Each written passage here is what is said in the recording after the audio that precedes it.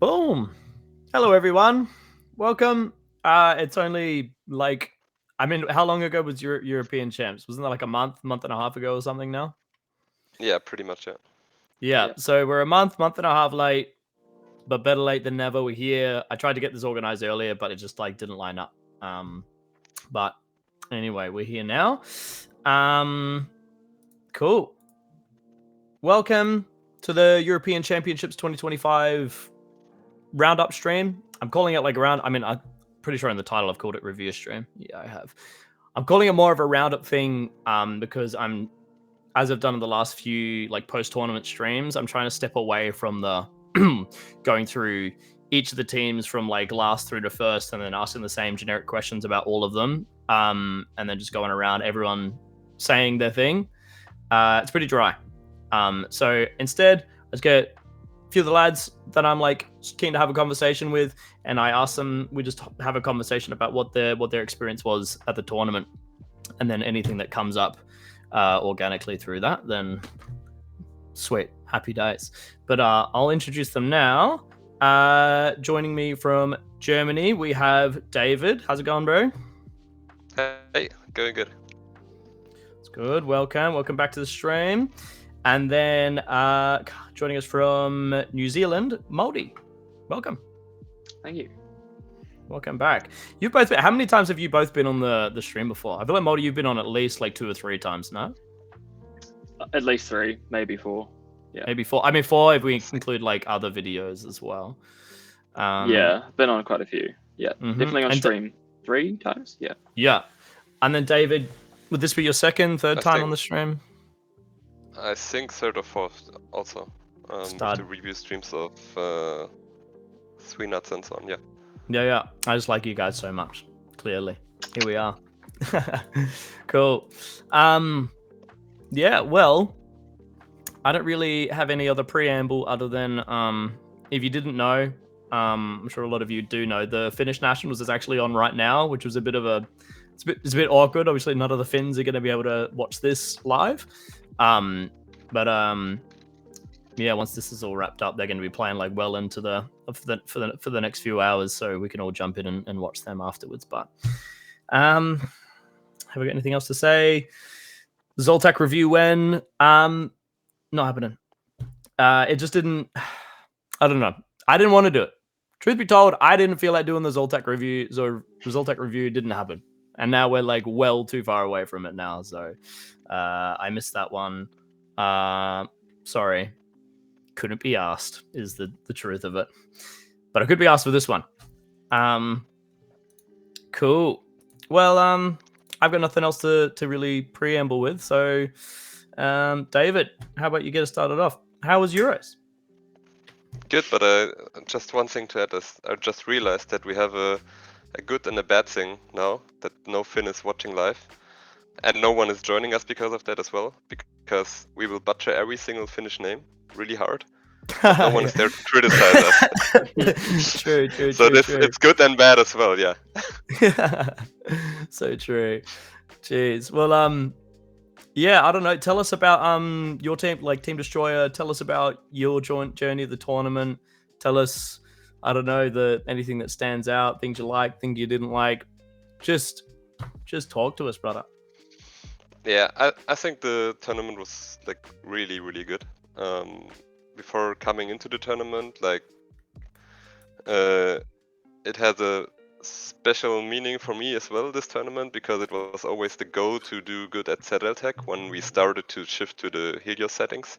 Mm-hmm. Like back then in Germany, we played the Laser Venture. It was a completely different playstyle. And then some of the Swedes got into contact with us. We flew there, we got our ass kicked. And like in Germany, we were the best. So getting our ass kicked then in Sweden felt pretty exciting, because you could see, okay, there's more to it. And then we had the ZLTech in Helsinki. And there we realized, okay, we are not good enough yet, but sometime in the future we will want to have a good showing at a ZLTech, or win it, was the plan, of course. And so I'm really happy for how good we did. This also meant that the tournament itself was in the side events, really enjoyable. In the comp event, I was more stressed than usually because I played the competitive laser tag for 10 years or more, so I'm never stressed in tournaments usually. But at Tech, it like was a little bit more tense than usually, and that made it really hard, like in the round robins, to concentrate and like take on all the information and still call for all of them. I realized that during the games, like, oh damn, I'm too tense. But then when we got to the final, then it was okay again. Yeah, I think. But the how did you sort out your tenseness, Mike? What was your solution? Yeah, I think it was the relief to get to the finals, and then I was like, okay, no, it's because that's what we always say. Even if we are the best team in the tournament, which I think we never were before, even if we won. In Jernats we were the best team in Nuremberg, but in Sweenats where we won, I think Legacy was way better than us, and not way better, of course, but they played a better tournament than us. But we always said, okay, if we get into the final, we can win it. But this, of course, also goes the other way around. Like, if you lose it, then okay, we'll still be sad, but it's not that bad then, because the final's a final. All the tactical things you do in the games before, you know that there will be a Hail Mary in the final, and then it's just a question if you do the Hail Mary and it works, or if you have to react to it. Yeah. Oh, cool, man. I think you guys, it's crazy. I feel like Team Destroyer is probably one of the fastest growing teams that like I remember seeing. Like from like, I mean, when did you guys really start playing these zone settings? It wasn't that long ago. It was like, I think because I'm based in Frankfurt area as well, and Team Destroyer is from Nuremberg, so they play with the Helios phasers like the whole time. But they started to adapt to the ZLTech settings for ZLTech in Helsinki, which I think was 2018 or 19. 18. 18, yeah. So then, like Aki, he started a draft for the German teams, because we were allowed to have 2 German teams, and back then we had a really big community in Germany with the Laser Venture setting. We had like 40 teams. And had every month a tournament, or 2 or 3 tournaments, because we have different leagues then. Back then we had a league system, and but there wasn't a team like completely keen on, okay, I will want to play Helios, because we all played the other system. So what they did was doing a draft where in different mazes you had to qualify for the end draft, and then if you did really good, then you were allowed to go to the team. To the ZLTech, and this kind of started our shift, because the watchdogs, they were contacted by the Swedes, like I mentioned before, like Moomin and so on, and also Mario from Frost, that they contacted them and like got us into contact with the ZLTech setting, or the Helios settings, yeah. So really starting to play, I think it was 2019. Because we managed to qualify for the ZLTech, we started in 2018 to train, or maybe 2017 as well.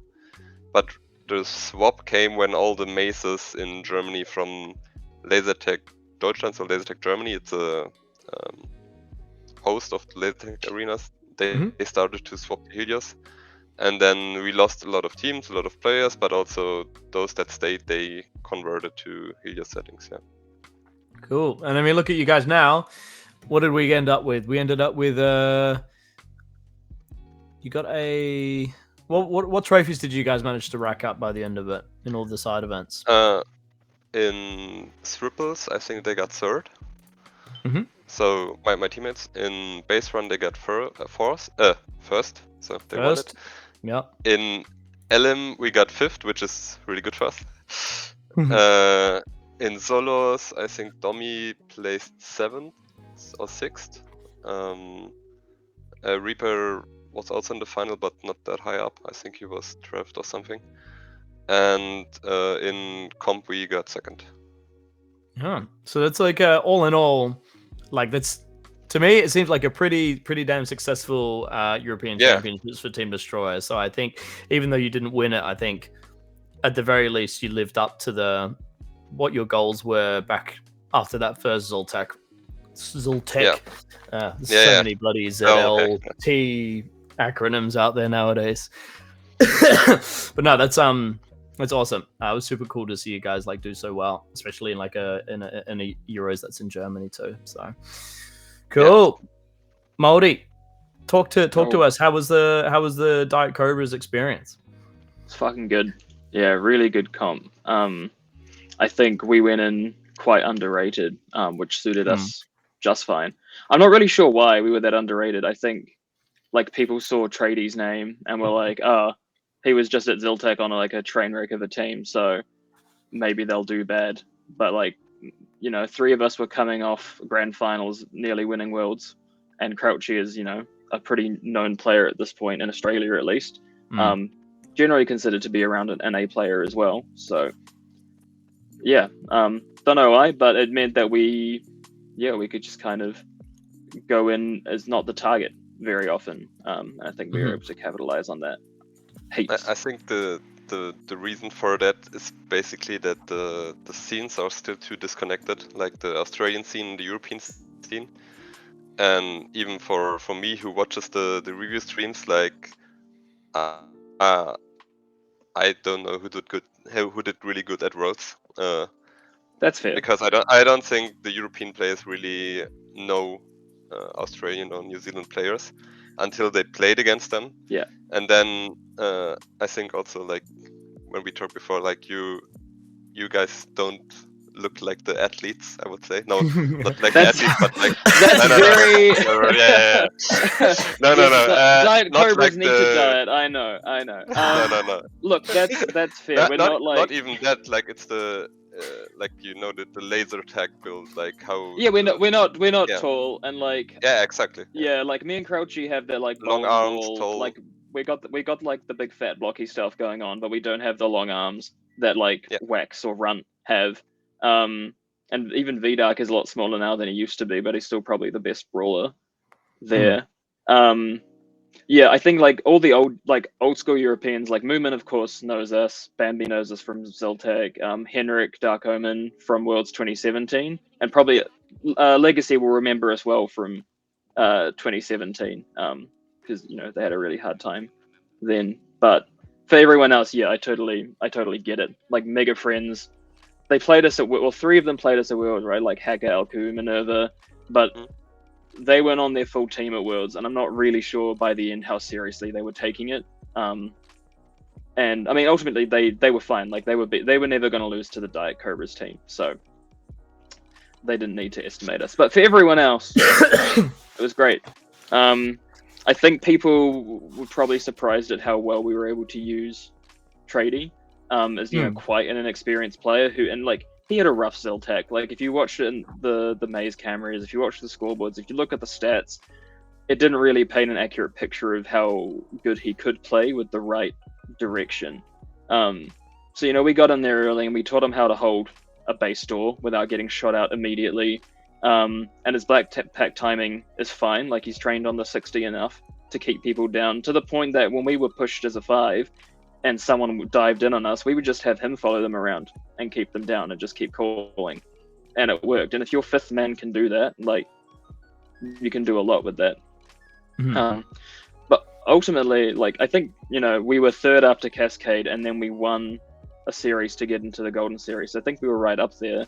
And part of the reason for like our high points in Cascade were that the European teams just kept fucking dumping. Like, and then we wouldn't respond the way they wanted to. Like, we were like, well, we'll just get 10 eventually. And we just farmed, like, people, like, I guess Europeans don't know. I think Australians know, Cobras know how to play a dump game. We just farmed the outside. Eventually, they would give us our 10 bases anyway. But even if they didn't, we'd be like 10,000 points up on pack. And, like, people would be running in to try and, like, deny our base from the other team. And they'd be screaming at us, like, why are you shooting us in the back? And we're like, because... because we're winning this game, like we don't need to let you deny anyone. It was wild, and it played really well into our hands.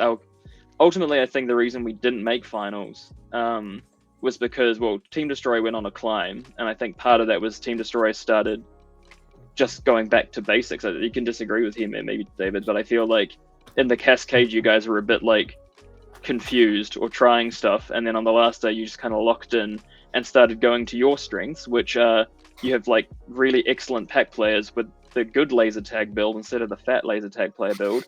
You can all cross well, and you all play those base doors correctly. And when people lock that down and don't just throw, we were sure you were going to just keep dumping in our Golden Series, and you didn't, annoyingly. And as soon as people were playing a more conservative game where you really had to work to break bases and stuff, like our weaknesses were getting exposed in that arena. Because we don't play lock bases in New Zealand at all. We play 3-door bases. Like, we haven't had to like stand on a base door for 10 minutes, for years. And we you've seen us. We can't really dive that well either. We don't have the legs or the arms for it, or the practice. So ultimately, yeah, I think that plus a bit of like that finals pressure got to us. But we were just stoked to be up there in the end anyway. How many spots did you guys end up climbing like on that last day? Like, I mean, I guess it was across 2 days, wasn't it? But in the last like stage of the comp. Destroyer. Or Dark Cobras. Well, we finished round robin in 6th, and then we finished CAS 1 in 5th, and then we finished CAS 2 in 3rd, and then we won up into the first Golden Series. So we were just climbing all comp basically after round robin. Yeah, round robin was basically just training to like figure out our 5-man, figure out our push, get Trady used to like playing those kinds of games under that kind of pressure, and then we just kind of locked in, I think. Oh yeah. And how did you and everyone on the team fare in the side events as well? Not as well. Like, I think everyone in Australia knows Cobra is pretty sporadic when it comes to side event trophies. For triples, Popeyes and VDark wanted to give Trady a good experience, so they played with him, and myself and Crouchy played with Lucifer from Sweden, so we didn't field like a 3A player triple, so we were never going to trophy that event. We had 1 or 2 in finals for solos, but the one we were all hoping to do well in was base run, or for me, VDark and Popeyes, because we play that kind of thing a lot in New Zealand. And we were okay. I feel like in the first round we actually got a bit cucked on packs in our pool that we played. There was a green-pink pair of packs, and in all 7 games, the same color won, regardless of the teams that we're in. And we played those packs 3 times on the wrong color, so we maybe had some losses there that we shouldn't have had, like on paper. And so we immediately went into like the elimination grid, having to play like Uprising 1 or something, which was a coin flip in terms of skill, I think. So, yeah. We didn't do as well as we wanted to there. The joys of electronic sport, huh? Yeah, well, that was the only real pack problems I had, to be honest. The teams comp and Elim, I thought they were great. Yeah. Yes, but so in terms of side events, it was training for us for the teams event. That was the one we wanted to really go hard at. And so I'm so glad for the schedule that all of the team stuff was right at the end. It was great. Yeah. I think also the only pack issue we had was also in base run. Interesting. Not like we had, but the only thing, only comp you notice that there are like different good packs, because I usually don't really care. Like I never look at the names. I know the rest of my team do, but I just go in because otherwise I can't be tilted with that. Then if I see the name, like, oh, it's bad. But I think only in base run, because somehow we managed to have 3 better and 3 not so good packs. Like you mentioned in pink and green. It was pink, yeah. It was but just then bad in the luck. end, like they used those packs also for the finals, like when we were in LM games, and then but like my teammates, they won both sides of it even then. So then I was like, okay, because we swapped the packs before finals. We swapped them out from the rounds. Yeah, before the round robin, but also in the round no, not round robin, in the elimination games also. Then I think I still had this issue for some reason. Okay. Like, yeah. We had games where we lost against the Swedish guys, and the first game like we felt invincible, and the second game it felt unplayable. I don't know why. Maybe it's not even a pack thing, but a connection thing or something like that. Like some weird technical aspect I don't get. But then in the final they used those packs, and before the game I was like really scared that this will become an issue if one team wins the first game and the second wins the second game, and then the higher tier, which would have been us, like my teammates, were allowed to choose the packs.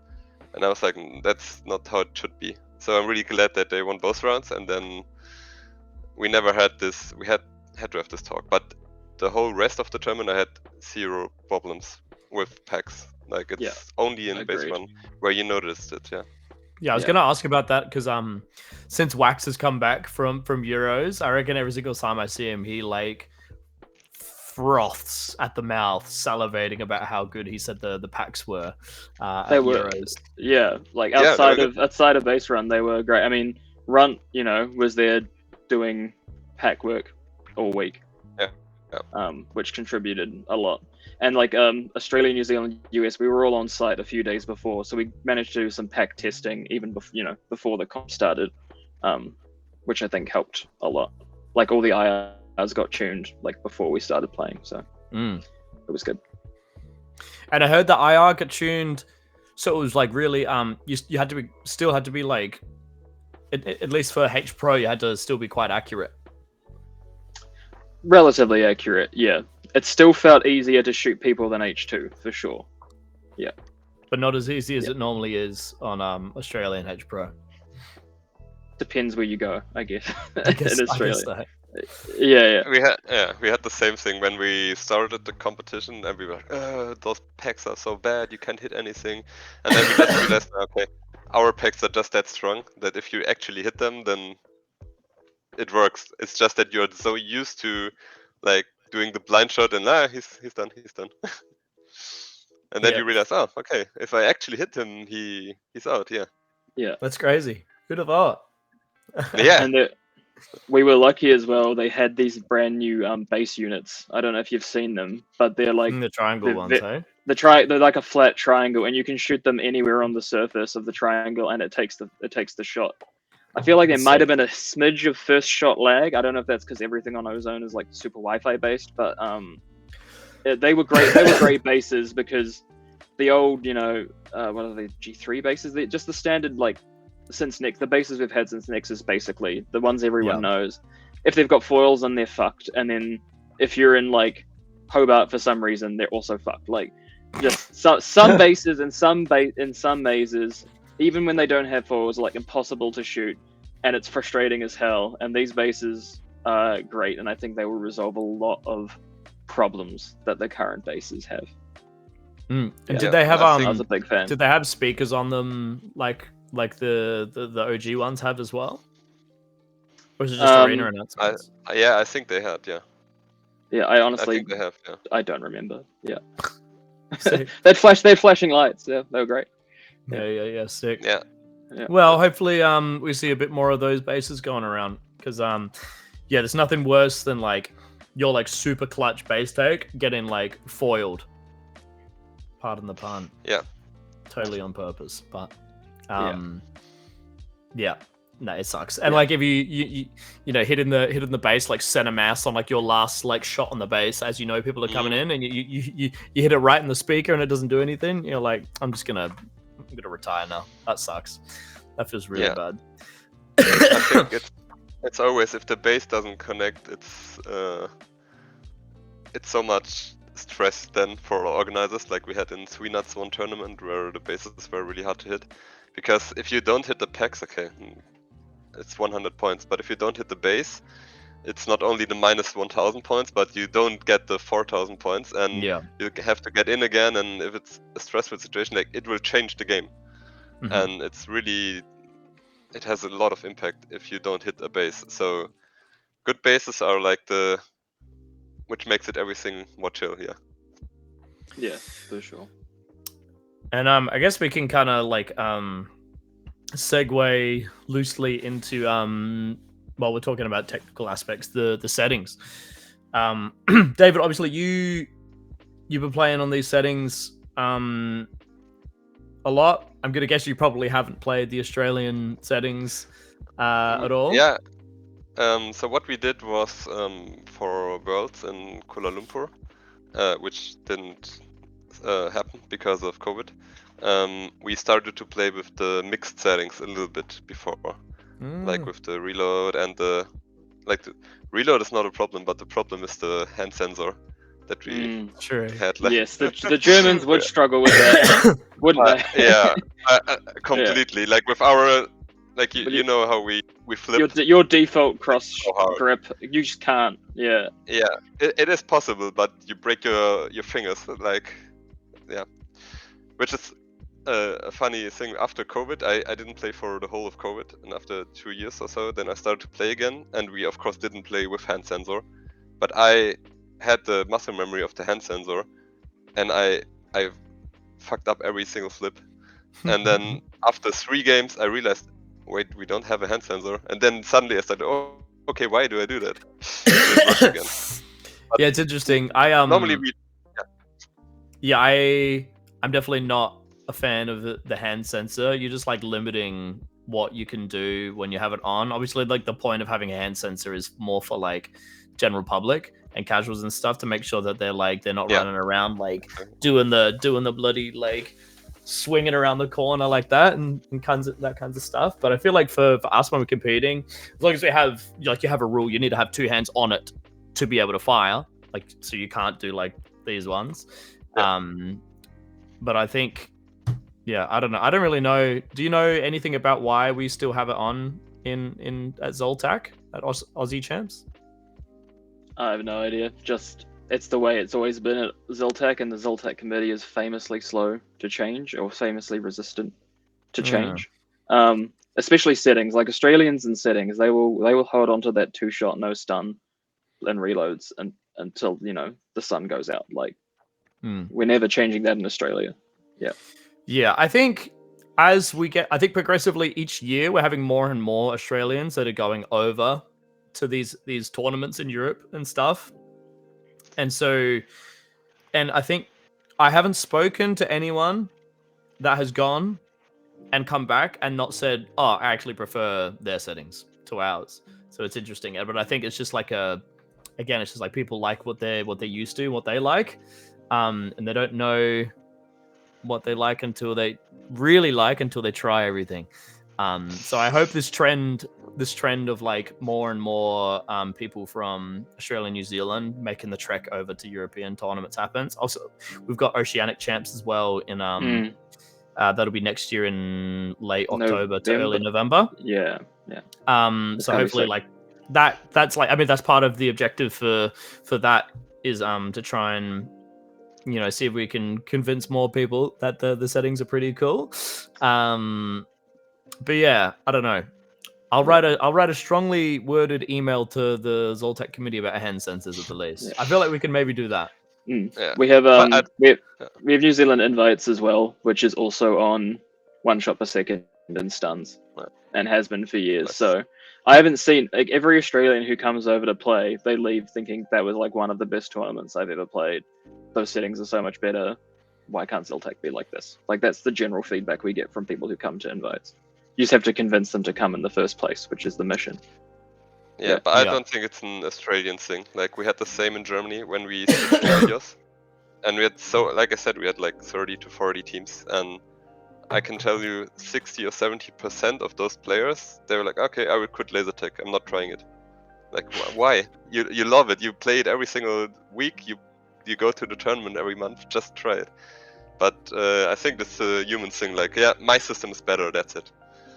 And yeah, you have to try it. And if you try it, then probably you will see also that you like it. Even if someone from Australia goes there and says, okay, I still prefer the Australian settings. Like it's, you will still see that it has a right to exist and has its own niche aspects that goes into it and change the game a little bit. Yeah, for sure. And I guess on that point, Mouldy, I mean, I could probably guess, but like, what's your opinions on the 2 shots per second, no stuns, no trigger lockout versus 1 shot per second? Yeah, so I mean, much of New Zealand is already playing, like we're used to world settings, and most of us prefer that. So that's, you know, 1 shot per second, black packing with 60 ms and stuns. So Europe has that too. We're already on board for it. And then Europe additionally has no reloads, and I fucking hate reloads. I've been against reloads for a long time. That was going to be my next question. And slightly shorter game times. And I actually, on paper, was like, no, that's too short. The pre-start time is too fucking long. I'll tell you that 11-minute game with a minute of pre-start is ridiculous. Like, you're standing in your base for a minute. Like, if you're gonna have a minute pre-start, start it when everyone's in the kit-up room, which is, I think, how America do it. But in Europe, it was a bit weird. But yeah, that's how they do it in US nuts. The 10-minute game is really interesting. I quite like it. But like 10 or 12, take or leave. Just getting rid of reloads on top of the already fabulous world settings is like a solid improvement. What is it about reloads that you don't like? A few things. I think, you know, taking a base is kind of like a puzzle or like a chess match in a way. Like, it's all about positioning and timing and like making a take happen. And so having takes that happen because someone had to reload really cheapens that for me. It also causes congestion and safety issues. Like, I haven't been to almost any maze where reloads didn't have both of those problems. And it just adds more frustration to the game. Like, you're trying to like work at the space, and every now and then you go, oh, I've just got to go fucking reload. Like, to me, it doesn't add skill to the game. It takes it away from the focus of like playing hard at a base, trying to like make a take happen or whatever. I don't. Yeah, like I guess my thoughts is that it takes the emphasis away from micro plays if it puts more on macro. So obviously there is strategy in, okay, like, we're not going to fully commit to attacking this base, but we're just going to wear down this one door defender a bunch of times until we know he's got to go reload, and that's when we commit to our attack to make it easier. So there's definitely like strategy. Oh, like you have to have strategy with it. Yeah, I just don't like that strategy. Like, yeah, and I think I agree. So we actually had a discussion the other day on whether we're going to do reloads or not for Oceanics, and we ended up deciding on no. And the reason was the exact same thing, where like, it was talking about it more from the defense perspective as well, is if you have like, it's just 3 people defending and they are having an absolute cracker game. They're doing insane. They're winning their duels. Last line's like responding to every comm. They're not missing comms. No one can get through this base. And the only reason someone can get through is because someone has to go and reload. It just cheapens it, right? Yeah. They didn't get the base because the defense messed up. Correct. They got the base because eventually someone had to reload. You know what I mean? So I feel like similarly, it makes the bases you drop as a defense when someone had to reload is just like, it's so frustrating, so cheap. And then the bases you get because of a reload are just like, oh, cool. So hey, that's convenient. Exactly. Yeah. I think if you have no reloads, then you have to have European and Worlds rules about active players having right of way, which Zeltec doesn't have. So Zeltec has that near a base door, right, where active players going in and out of bases have right of way. But anywhere else in the unless you're out of power completely, but otherwise deactive players can hold positions in Australia. And if you don't have reloads, that breaks solos for sure. But it would break a lot of team stuff as well, where you can just position deny infinitely, which is a problem that is solved by European and Worlds right away. So Worlds, you have to say pass please, like explicitly, and people get out of your way. In Europe, they didn't have that rule, and I thought it might be a problem, but I think the Europeans are so used to it that everyone just kind of gets out of the way. And like, it's a super tight maze in Frankfurt, so there were a few times where like, oh, suddenly someone's on you and like, get the fuck out of the way. Like, oh, okay, sure. But like most of the time, especially near base doors, people are hyper aware of what's going on around them. So it was great.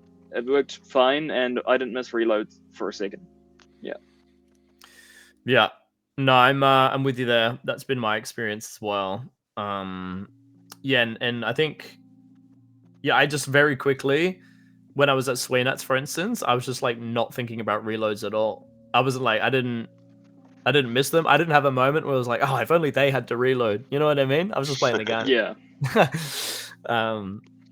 No, it's cool. It's interesting. But yeah, same thing. I'm really glad there's this trend of more and more people on our side of the pond are starting to head over to these European tournaments, and they can find out for themselves. That being said, yeah, I don't know if I would want 2 shots a second no trigger lockout to go completely, because there's definitely it is a different game. It's very different, and I don't think I would want to see it gone completely. And maybe there's a world where, in Australia at least, Australasian championships can keep the same settings. But I think what's interesting is what's happening now is there's a lot more tournaments in Australia that are popping up. So it's not Australasian championships isn't the one tournament that everyone's going to. You know, we've got the Capital Clash is next week. Next weekend, which has 17 teams. There's the WA Clash, which is gaining popularity. Yeah, 17 teams. It's crazy. And like, there's a lot, like the players that are going to this tournament, there's like a lot of the best players, and all the teams are stacked, but they're all mixed. So it's super interesting. That's ideal. Cool. We need more mixed high level team in Australia. Because I think, I mean, we'll get to it, but Aussie Siege proved just how good teams like that can be. Yeah, didn't they just? But I think there's a world where in Australasia, as more of us are making the journey, playing the settings, go, oh, I actually really like these. With tournaments like Capital Clash, WA Clash, Oceanic Champs next year, we've got other outlets to play on the settings, and then Australasian Championships is in a position where it doesn't really have to change. It can keep being what it's been, and obviously, I mean, it's gotten to the point it is like over the last like 10 years being on these settings, right? Like pretty enormous, super successful tournament, right? So I'm kind of fine with that. Like, I used to be very much like, oh, I wish Zoltec changed this and this and this and this and this to the things I like, but now I'm just like, we can just go to more tournaments and it's fine. Yeah, I mean, Zoltec is what it is, right? Like, it's this massive behemoth. It's a 2-week commitment if you're not at home. It's just not really, it's not going to change, and it doesn't have to change. I mean, it is, I don't want to say it's dying, but it's certainly well past its prime at the moment in terms of player numbers. It's definitely in a bit of a lull, and I'm actually really interested to see how many teams end up going to New Zealand since Sunny Coast was 24. And Albury was 25, which, like New Zealand 2014 was 19 teams. Yeah. Which was following a Canberra that only had 24 teams. So I could see 19 or 18 teams again for New Zealand, which would make the schedule really nice. So it doesn't really bother me. It would. Yeah. Cool. Well, we've talked about settings. We talked about, I guess, a bit of an overview of your own experience of the tournament. What can we talk about? I guess let's talk about Aussie Siege for a bit. All right, you can talk about Aussie Siege. Go ahead. Start the glazing. Yeah. I found it. I found it really interesting beforehand, the lack of international confidence in that team, where anyone in Australia who looked at that team on paper was like, this is arguably the top 5 or 6 players in the country in a row, and like maybe there's a couple who sneak in there, but like certainly all 6 you would argue are in the top 10 players in Australia, like a true super team. As soon as I saw that, I was like, that is the strongest team to have ever played this sport. There's no way that they could possibly lose this tournament. And like, obviously Europeans, they have the hype for Mega Friends. They've been a very impressive team in Europe, but like, I guess they're not a super team, right? Like Europe doesn't have any, no one has super teams because everything is very factional, political, team-based. And for this tournament, you know, we combined basically the 2 best teams in Australia and send them over. So I was glad to be right. I was glad to be vindicated to see just how fantastic they were. There were definitely some haters, and like there was some weird not hate, but like weird comments as well. Like people saying things like, "Oh, Spider, you know, like he won't be able to play on a structured team like that. Like he can only captain and do what he wants." And Spider was like an MVP of that team, like 200% tag ratio after Cascade 2. and still had a 200 TR. But it wasn't like he was just farming and being a dick somewhere. He was like the linchpin of like either outside defense or like anchoring inside the base. Like he did exactly what he was told and nailed it. Like the team basically had no weak links. It was great. Yeah, I Great think to see. that comes also back to the thing we talked about you guys before.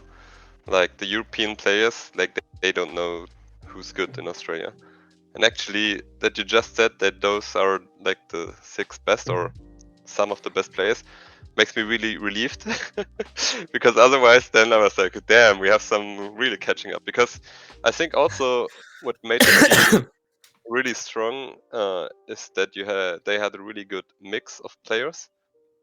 I don't think 6 runs would perform great in a competition tournament like in team comp.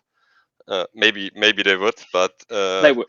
They would. maybe they would. Okay, They would. but Yeah. like they had really Six what I, twinkles would be a disaster, but 6 runs okay. would go off. Yeah. What I want to get on about is like you had different player types, and that made it really cohesive for them, the team. Like you had you knew who of them did what, and they did it just really good, and that made it really hard to play against them. Also, I think the maze suited their playstyle with the laid back defender that they had. Like we Team Destroyer started to do this like when we entered the competitions also. We had Jonas being the last line defender and not hitting anyone. And then I can still remember Moomin flaming me in the post Sweenuts stream like, oh, he has to do something. And we still keep it a little bit that way, but we went a little bit away from that and started to go more for, okay, we need to include all 5 in our pack point system.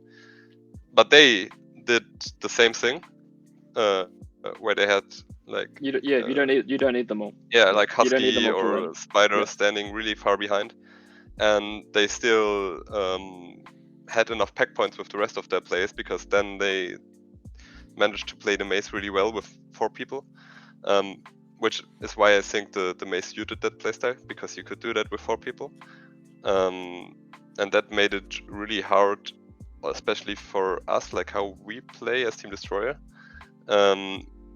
because usually we don't like if we attack, it's not like, okay, we send 3 people there and then we will try for a minute and see how it goes.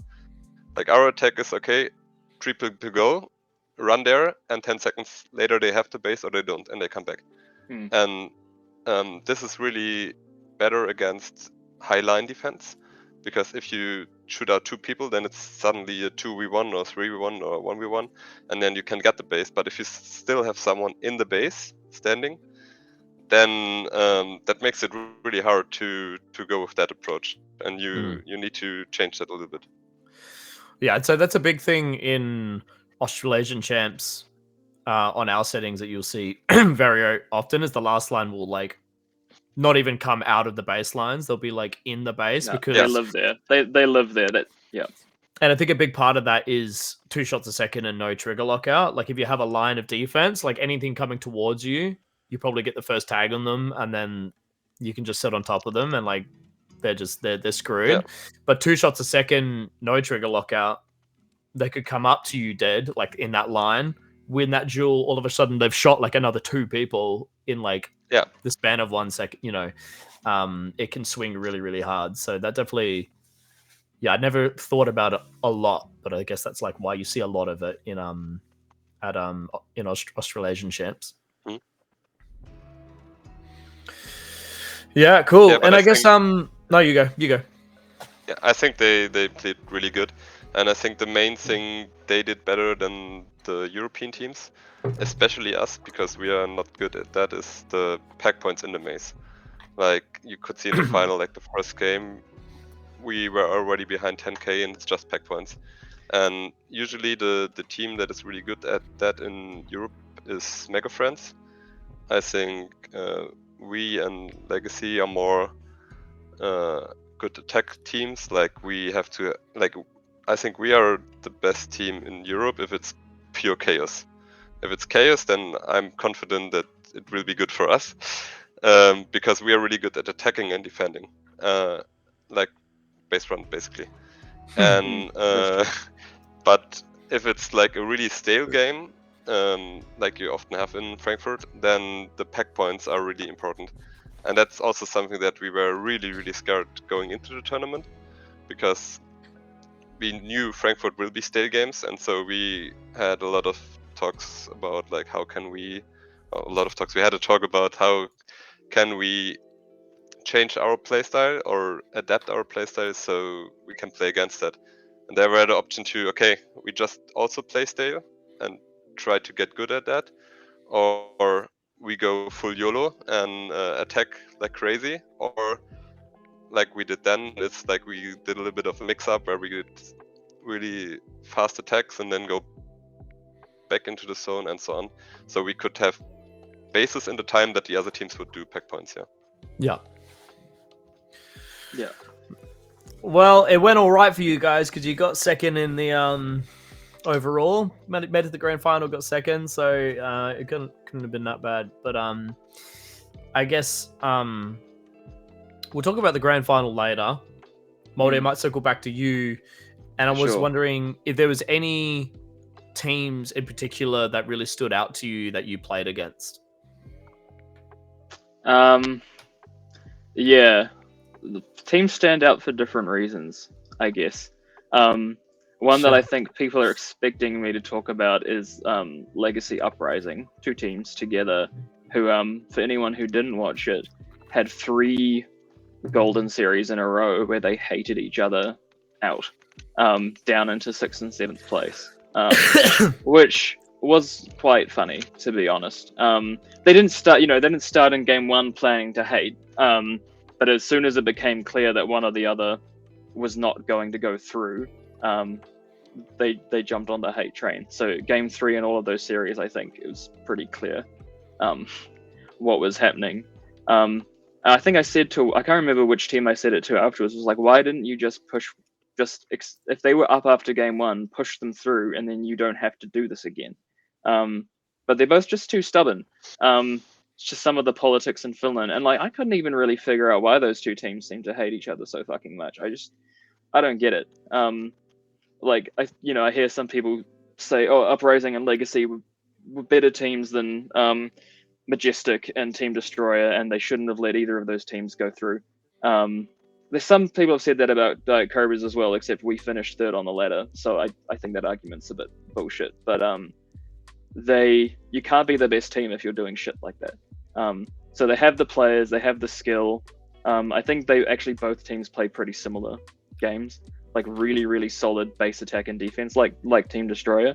But both play poorly in the dump. So, like, relatively speaking, so I'm not sure why there were so many dumps in those games. But yeah, it was funny and also sad to see that happen, especially to Henrik, because Henrik's awesome. That's not his usual team Uprising, but it's a shame for teams that were performing that well to go out that way, I guess. Yeah, like I feel like team just like David, were you feeling had you watched that happen already? So when you went in to play against them, you were like, oh good, they're gonna do it again, or you thinking, oh shit, this is 2 really strong teams? Because that's what we were initially thinking. We didn't realize what was happening in the games that we played with them. Yeah, we neither, like we didn't know when we started, and also I think during the game it's hard to notice that as the 3rd team. Sometimes you notice, but also I think the matchup itself suits us pretty good. Then even if they don't hate each other, I think because, like you mentioned, they play pretty similar also to us, and I think that was the most fun series as well during the whole tournament, because we had 3 attacking teams. There was no line defense bullshit. It was just pure laser tech skill and running at each other and see who can do more bases. So I think it suits us pretty good anyway against them. I think in Europe it's basically like the top 4 is Mega Friends, us, Uprising, and Legacy, and we usually struggle the most against the playstyle of Mega Friends with the line. But actually, after this tournament, you have to also include Sweden again, because I think last year they had a cracker, man. Yeah. Yeah, it was really good. The last few years, they like 2 or 3 years ago, they were also up there, and then the last 2 years it was not that good, I would say. They would probably say the same. But this tournament they played really, really good. So I think maybe we have to put them back in again in the top 5, who can contest for the win. Yeah, And this you is gotta, Majestic you gotta Majestic respect 5 that. specifically we're talking about? Yeah, definitely Yeah. Majestic 5. Moomin this year was possibly the best I've ever seen him. I don't know if he's just been training more, if he got a bit fitter, but he was good. Bambi was doing Bambi things, just so fucking sneaky. Like, you suddenly hear your base going down, and you're like in a 5-man push, and you're like, what the fuck happened? Too fast. He's too fast, too little, just kind of zips into your base. I watched, as a ref, multiple times I saw Jae Hong just like standing somewhere going off, like shooting 5 or 6 people in a row without really dying. good at Like, that. they were just pretty locked in.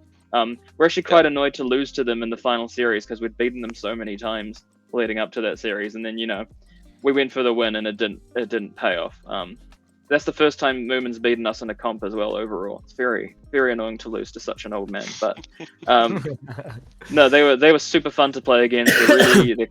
They're clean. They don't whinge at you in the arena like a lot of European teams. Will have a big fat cry about some perceived covering or wrong or whatever it is. But no, I enjoyed playing Majestic 5 because they're just chill. Super chill. Yeah. Cool. Yeah, and I mean, they managed to get speaking of Majestic 5, they got 3rd in team elimination as well. So they were definitely having a pretty damn solid tournament. I mean, Sweden being good at Elim is not shocking to anyone, is it? Like, it's like, Yeah. it's their shit. Like, They're really good at Elim. Yeah, they're good to watch. Yeah, Elim was super fun at this comp. Mhm. We had a good time because we just went to the little upstairs dance floor every single game and just said, we're not leaving. Like, whatever happens, happens. Yeah, like after the first elimination game was right after, I think, triples, right? Or base run? Like one of those modes, and Yeah. all of us were like, it was base run, I think. All of us were like, doesn't matter. Like one of those modes where you run around the whole time, it's full of adrenaline, and it's just sport and really fun, and then you play Ellen, and all of us were like, do you have to do that? Because we are not that keen on Ellen anyway, and then right after this mode, it was like, and the first day I think we lost every single game. Like, we played so shit. We had no tactics, none at all. We didn't talk about it. After the game, no one was sad that we lost. It was, okay. And then on our way home, and then we messaged him like, okay, tomorrow, that's not our spirit. We have to fight back tomorrow. And then we started to think about, okay, what could we actually do to have fun in Ellen? And then the second day it was really fun, I think. Nice. Also the golden games against you guys then, and then it was actually fun.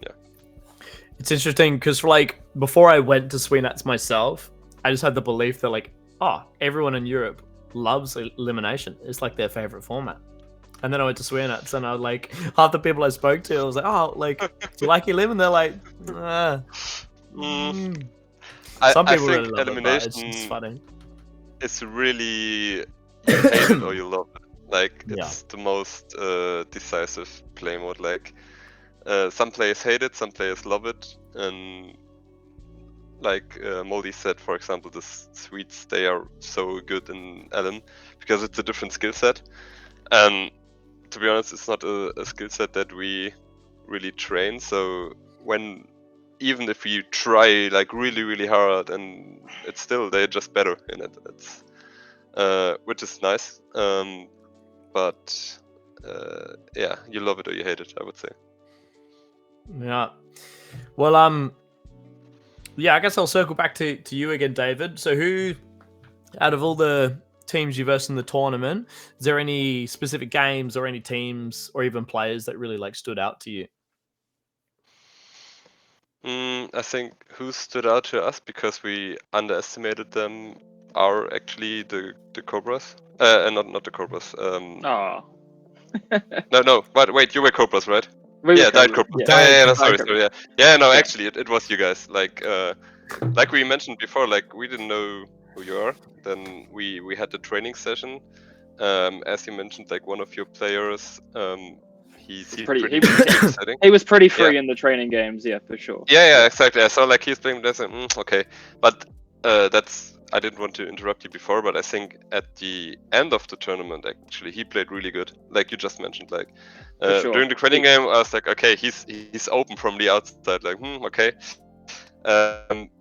But I think that's also because you're not allowed to touch the plastic to the wall and so on, so it's a little bit different than you guys are used to it. Yeah. But at the end of the tournament, it was not easy against him. Like he played really good. But you guys really surprised us, especially because I think you're. Because we also at the first like, because okay, we're short and fat and we don't look like we can play laser tag. Exactly, yeah. Yeah. You look so. Yeah. You're trying to find Yeah. another way to say it. So unathletic. Yeah. No, actually, I think the main point is that your tactics are not our tactics. Very true. In the way of like we couldn't play like that. Where you were really really good at if a team attacks your base, you would take the win. Like you were standing behind 5 guys, sometimes someone under, and just shoot in the back.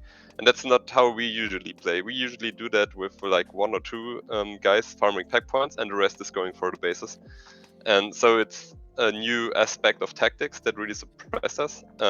In the first game, we were also surprised, like why are you shooting us? It's so bad. And then we go out like, yeah, actually it's not that bad. And then the games after, I noticed that it's not like random. You're like, oh, okay, we stay here, but it's actually a tactic.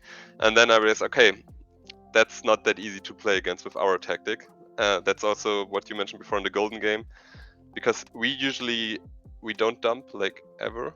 I think we dumped 2 times or 3 times in the tournament, and we didn't know what the fuck's going on because we never played it. And then against you, we just realized, okay, if we don't attack your base full force, but first sneak a little bit of bases there, and then make you play our game, then it's better for us. For sure. Which we tried to do. Yeah. No doubt. So No doubt that was better. Yeah. you guys really surprised us, but also I think, like I just said, the Swedes really surprised us because we underestimated them, I think, as well a little bit. Not because they are not good players, because everyone knows they are good players and they have been for a long time. But like I mentioned, the last 2 years they didn't perform that well, which I think also is because they broke up from their usual team where they had like Federkin, how they played before, and then you had the new guys starting to play in Borush and Gothenburg, and then they started to mix, and I think maybe that's why the start was a little bit rough for them. But now I think they played really good together, and so they really surprised us as well. We were also surprised that Uprising and Legacy didn't get as far as we expected. So that's maybe a little bit of a negative surprise because they're really good players, really good teams. But like, yeah, especially with Dark Omen also joining Uprising, we thought, okay, then of course December is also really good in reading the game, but we thought, okay, now Dark Omen as well, like that's a cheat code. Like they probably play different than they usually do and more different, but yeah, didn't really work out that well. Yeah, I think what's interesting is after the obvious finalists, which Mega Friends and Australia Siege, the next 5 teams all were viable for being in the grand final. Like we were, you guys were in it. Sweden definitely could have won that series, and if there were one of Uprising or Legacy in the last series, they could have won it too. Like it was so tight, that kind of 3 to 7 tier of team. Yeah. It was, which made for a really good comp, right? Like once you started playing more like high tier Cascade games, it was like this really high quality laser tag. Yeah, that's the also like before the tournament I was like, okay, let's see after the tournament how much I will enjoy laser tag. Like you have the thoughts like, okay, but then I was like Monday after the tournament and my whole body was like scratching, like damn, I need to get back into the maze. Like it was so fun. Like It so was, much yeah. adrenaline, it's so high level gameplay. I think all the series at last day and also the day before. We didn't have bad teams. Like it's really good games. We have a question in the chat for you, David, from Wax. He's asking what you thought about Australia before the tournament. Yeah, like I said, we didn't really know a lot about Australia. I know a little bit because Reaper played there, and the only information I have is Mumin talking at the after stream and telling me, okay, Hacker and Run, they are really good. I think they're both pretty equal. Like I think that's what he said. And I was like, okay, good, that's their best player then. But I didn't know like a lot of them, the other players. And so but I also thought they are underrated in the pre-made stream because only from hearsay I expected them to be really good. And the only thing I didn't know is how good they could adapt to the settings. If that would make an issue, but after 1 week of tournaments, then Yeah. I don't Well, think it should be an issue. Yeah. they just played Worlds, right? Like as Yeah. Vikings advantage first and second place at Worlds. Like they're good at those. They were already good at those settings before this tournament. They didn't have to learn. They didn't have to adapt much. I don't think. Oh, okay. Yeah. Okay. Yeah. Yeah. But I think they played different than I expected, but they played their playstyle with the pack punts like really good. Yeah, and you mean in general?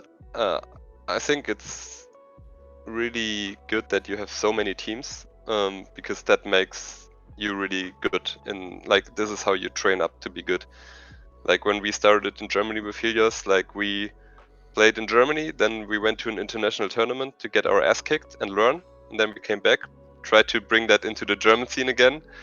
Then we went over there again, get our ass kicked, and I think if you start to play in Australia as a new player, you can get better a lot faster. I think the same in Germany or in Finland and Sweden, it's the same now. I think that's also in France, for example, where you play a different mode usually. It's harder for good players to get good because you lack the experience to actually play against good players. So I expected the Australian players in general to be. I expect them in general to be better than the European players. Like in the yeah, I don't know the word, but the general player in Australia is probably better than Australian player because they play more or have more good players to play against. But I still saw that our top teams, like our top 4, top 5, can play for the win at Citadel Tech. Yeah, cool. Jeez. A question for you, David. If you brought Team Destroyer to Ziltech, how do you think you would do in Australia on Australian settings? Do you know GP's results from Australia? Not that good, right? So they well, the last one was good. They came 3 years in a row, and the first year they came 9th, then they came 6th, and then they came 2nd. And in my opinion, that year they were actually the best team, and they got cheesed out of it because of the 3rd place team dumping in grand finals. I think GP actually were the strongest team in that year, which might be a hot take, but I don't give a shit. But it took yeah, Wax can crash out. I think. Yeah. He already is. Yeah, but like it took GP a few years to get up there, right? Even though they were like the goats of world laser tag already at that point. Yeah. Yeah, I think it's hard to tell because I like, especially with the connection you made with GP, I never played against GP when we were good. Like in Citadel Tech, we played against them and we had the training game, and I think we had both like Germany 1 and 2, like North and South. We played against GP at the training game, and Milky was holding the base alone against 10 players. And I mean alone, like he was completely alone. He had like 23k in the warm-up games. And just went godlike under his own base. And we're like, okay, those guys are really, really good. So it's really hard to tell. I think probably the 2 shots per second is a little bit easier for us to adapt because me and also the other Team Destroyer guys, we played with higher shot rates in previous tournaments, like before we played Helios. So maybe that's something that's good. I think the reload will be really hard to adapt to.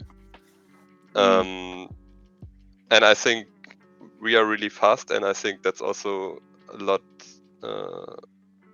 of the skill in ZL Tech, that you are really fast and run a lot. I think that's what we can do, but it's Correct. Yeah. hard to tell.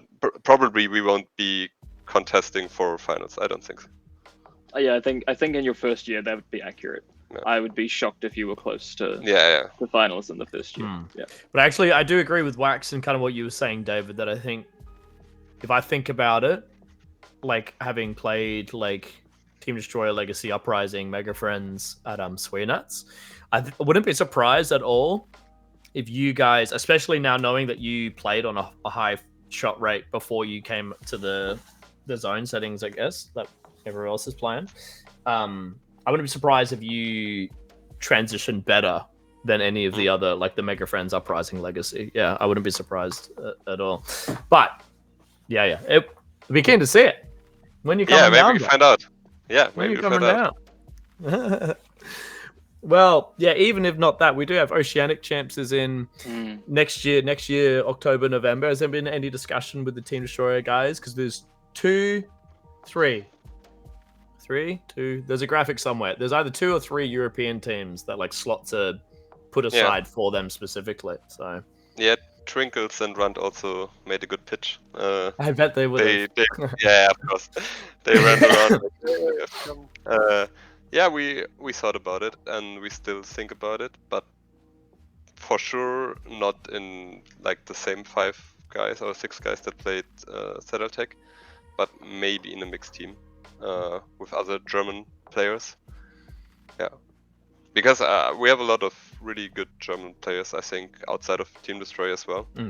Which maybe to come back to the competition, I'm a little bit sad that the German teams didn't do as good as I expected them to do. I think Sixth Sense usually do really good in tournaments. Like they didn't qualify almost, but if you look at the tournaments they played in Swearnuts, where the top 5 was like the 3 Finnish teams, then us and the Swedes, and then they were 6th, and it was like 2 years in a row. They beat everyone else but the top 5 in Europe, so they always played really good. Is that why they're called Sixth Sense? Because they come 6th? Yeah, of course. No. Yeah. They play under their team name like a long time. They were also one of the OG teams that started playing in the German. Like on Laser Venture. They played on Laser Venture, like in the old tournaments. Yeah, okay. Yeah. And I think they should have done better. And I think it's a little bit because some of their players play for fun and some of their players play for competition. And of course, everyone still plays for competition, even if they say they play for fun. But then maybe the drive I think a little bit to achieve higher. And I did want to ask though, wasn't Sixth Sense they were the only actual home like Frankfurt based team? Is that right? Yeah, they are Mainz, like it's 1 hour away from Frankfurt. Okay, so it's 40 minutes away from Frankfurt. But we trained with Watch Dogs and Sixth Sense. We trained before COVID in Frankfurt. Okay, yeah. So I also played in Frankfurt a lot. Yeah. German Nets was at Frankfurt a couple years ago, right? Yeah. Yeah. Like, it definitely felt like you guys had some pretty good home maze advantage on us in the comp. Yeah, I think especially Sixth Sense and me, because those are the players that trained in Frankfurt. Yeah. Coming to the bases, we had an advantage. Yeah, I mean, even the Finnish teams who played that tournament, right? Like, they all had something. They all had something over us, and like the limited hours that we had with Australia and America, it's no way near enough to bridge the gap. That maze was crazy. There's walls fucking everywhere. There are cross shots everywhere, and the map was completely inaccurate. So We drew Yeah. lines all over our map showing the actual shots that you could make from point to point because we had to, and almost every single one of those lines went through like 3 walls before it hit its actual target. So, and some of the walls were rotated and some of them were missing. Like, the map was not great. It was a great tournament, but the map was not great. The carpet wasn't great. The baselines weren't great.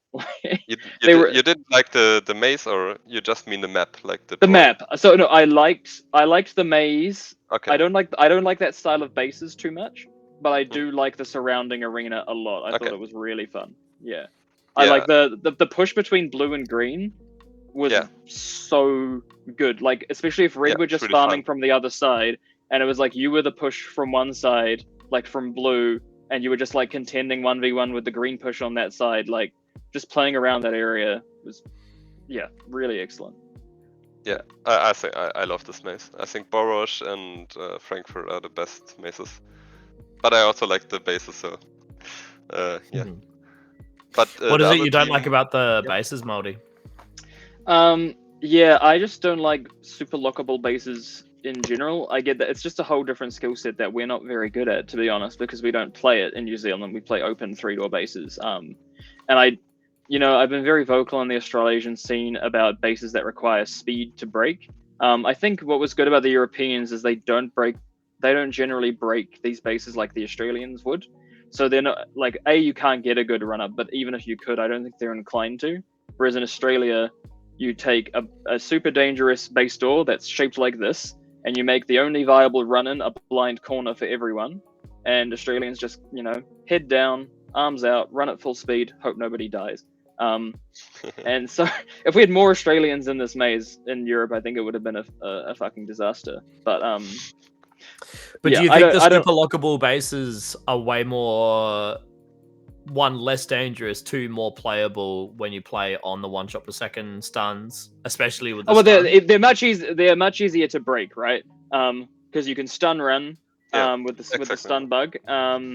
And you can some of those doors are too long for a bait to work, but some of them were just short enough that you could bait and go. That's nice and skillful. The problem is you can't like wait right outside the door because you get termed for standing in the no stopping zone, which wasn't painted on the floor, and I'm still mad about it. But if you're active, you can.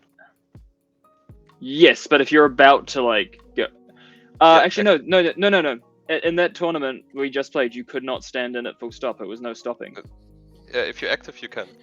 I don't think so. Pretty sure. I'm pretty sure people were getting termed. I got termed for standing inactive. Then that was a wrong term. I'm pretty sure. I don't think so. Is Demon in the chat? Because this It's a no rule stopping comes zone. this rule comes from Sweenuts, where they actually draw it. And the idea of the zone is that you cannot stop inactive. Like what you see a lot of players do is they run to the line, stop for a second or a millisecond, and then they go in.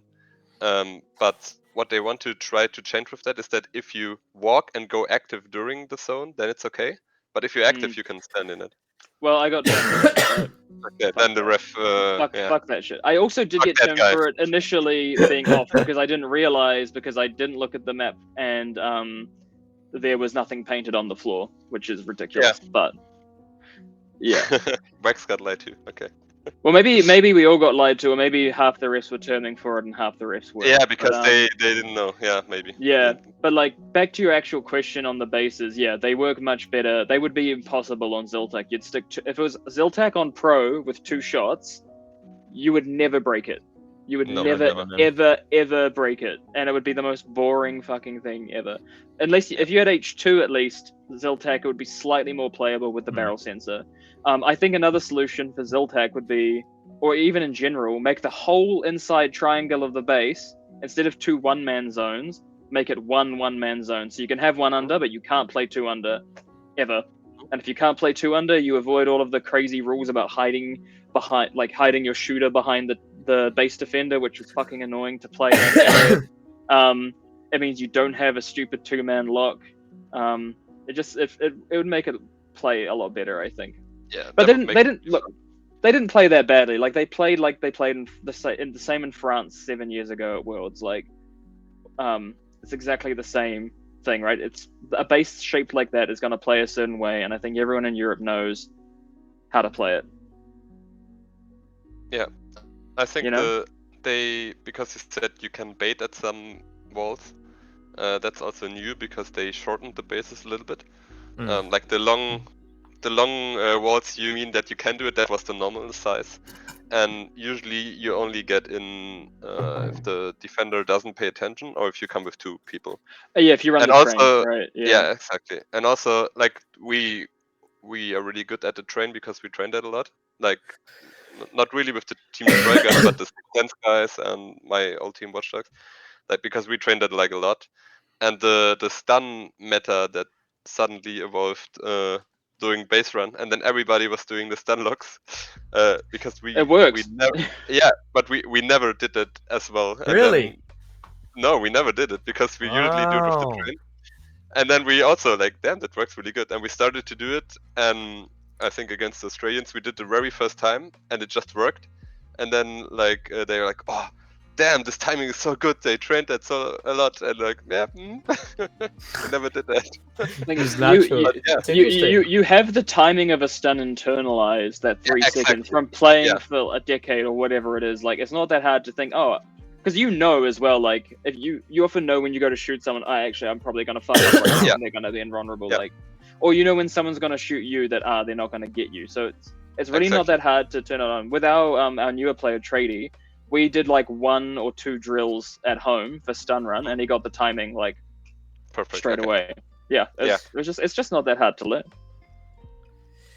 It's interesting, David, that you're saying that you guys never did it, because like I guess like it's based off of just the fact like playing it myself. Like so we get a bit of my own story with finding out what I call it, like stun lock.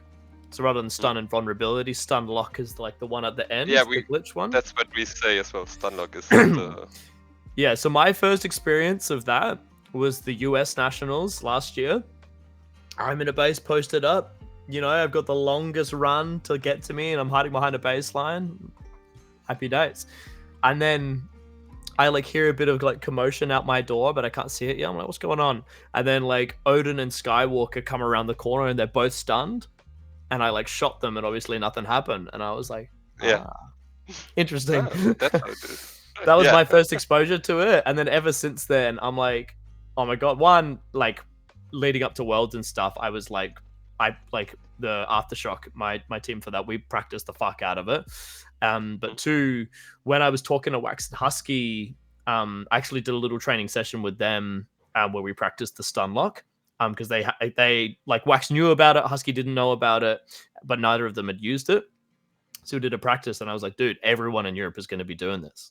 So it's just so interesting. It's so interesting that you say the Team Destroyer like never did it, or at least the Team Destroyer never did it, or the Watchdog Sixth Sense guys never did it. I think all of us, like we like repeat chat. We of course we know that it exists, but we never trained it because I think in comp it's not really useful in comp because you have somebody standing behind you, and then it just doesn't work, and you waste a lot of time. And I used it a few times in comp, but I didn't ask my team to stun me much, but I did get in a few times from incidentally being stunned. Yeah, of course. Yeah, but I've never actually seen 2 people doing a double stun on each other, because we did stun each other, but I've never thought to actually both people shoot each other in the gun at the same time, and then you've got a double stun run. I've never seen that pulled off. That sounds new meta. It was insane, dude. Yeah. Well, yeah, I guess it didn't help America enough. Actually, talking about America, David, were they about what you expected? Basically, they started to also come over, I think 2 years ago, 3 years ago at Sweenuts. And I think they got a little bit of reality check is the wrong word. I think they realized that they play a different way than us, and our way is better in the setting that we play. Like what they told me about is they don't use walls that much. They often go for the like the 1v1 Lord of the Rings they style. Love the duels. Yeah, they love duels. Yeah, I will never ever go for a duel if there's a wall nearby. If there's a wall, it's like a magnet. It pulls me to it, and then you will use the wall, of course. And they they didn't play like that before. And then the year after, like, they come again and they got a lot better at that. And I think every single year they get a lot better because it's the same that we did. Like, we went to an international tournament, we got our ass kicked, then we got better, we go back, we train everyone else to this level, then we go again. It's really, really hard again to play. You bring something new back to you, and then you start to rise the level, which also makes you get better as well, because you can't really get better if you don't have good training partners. Yeah.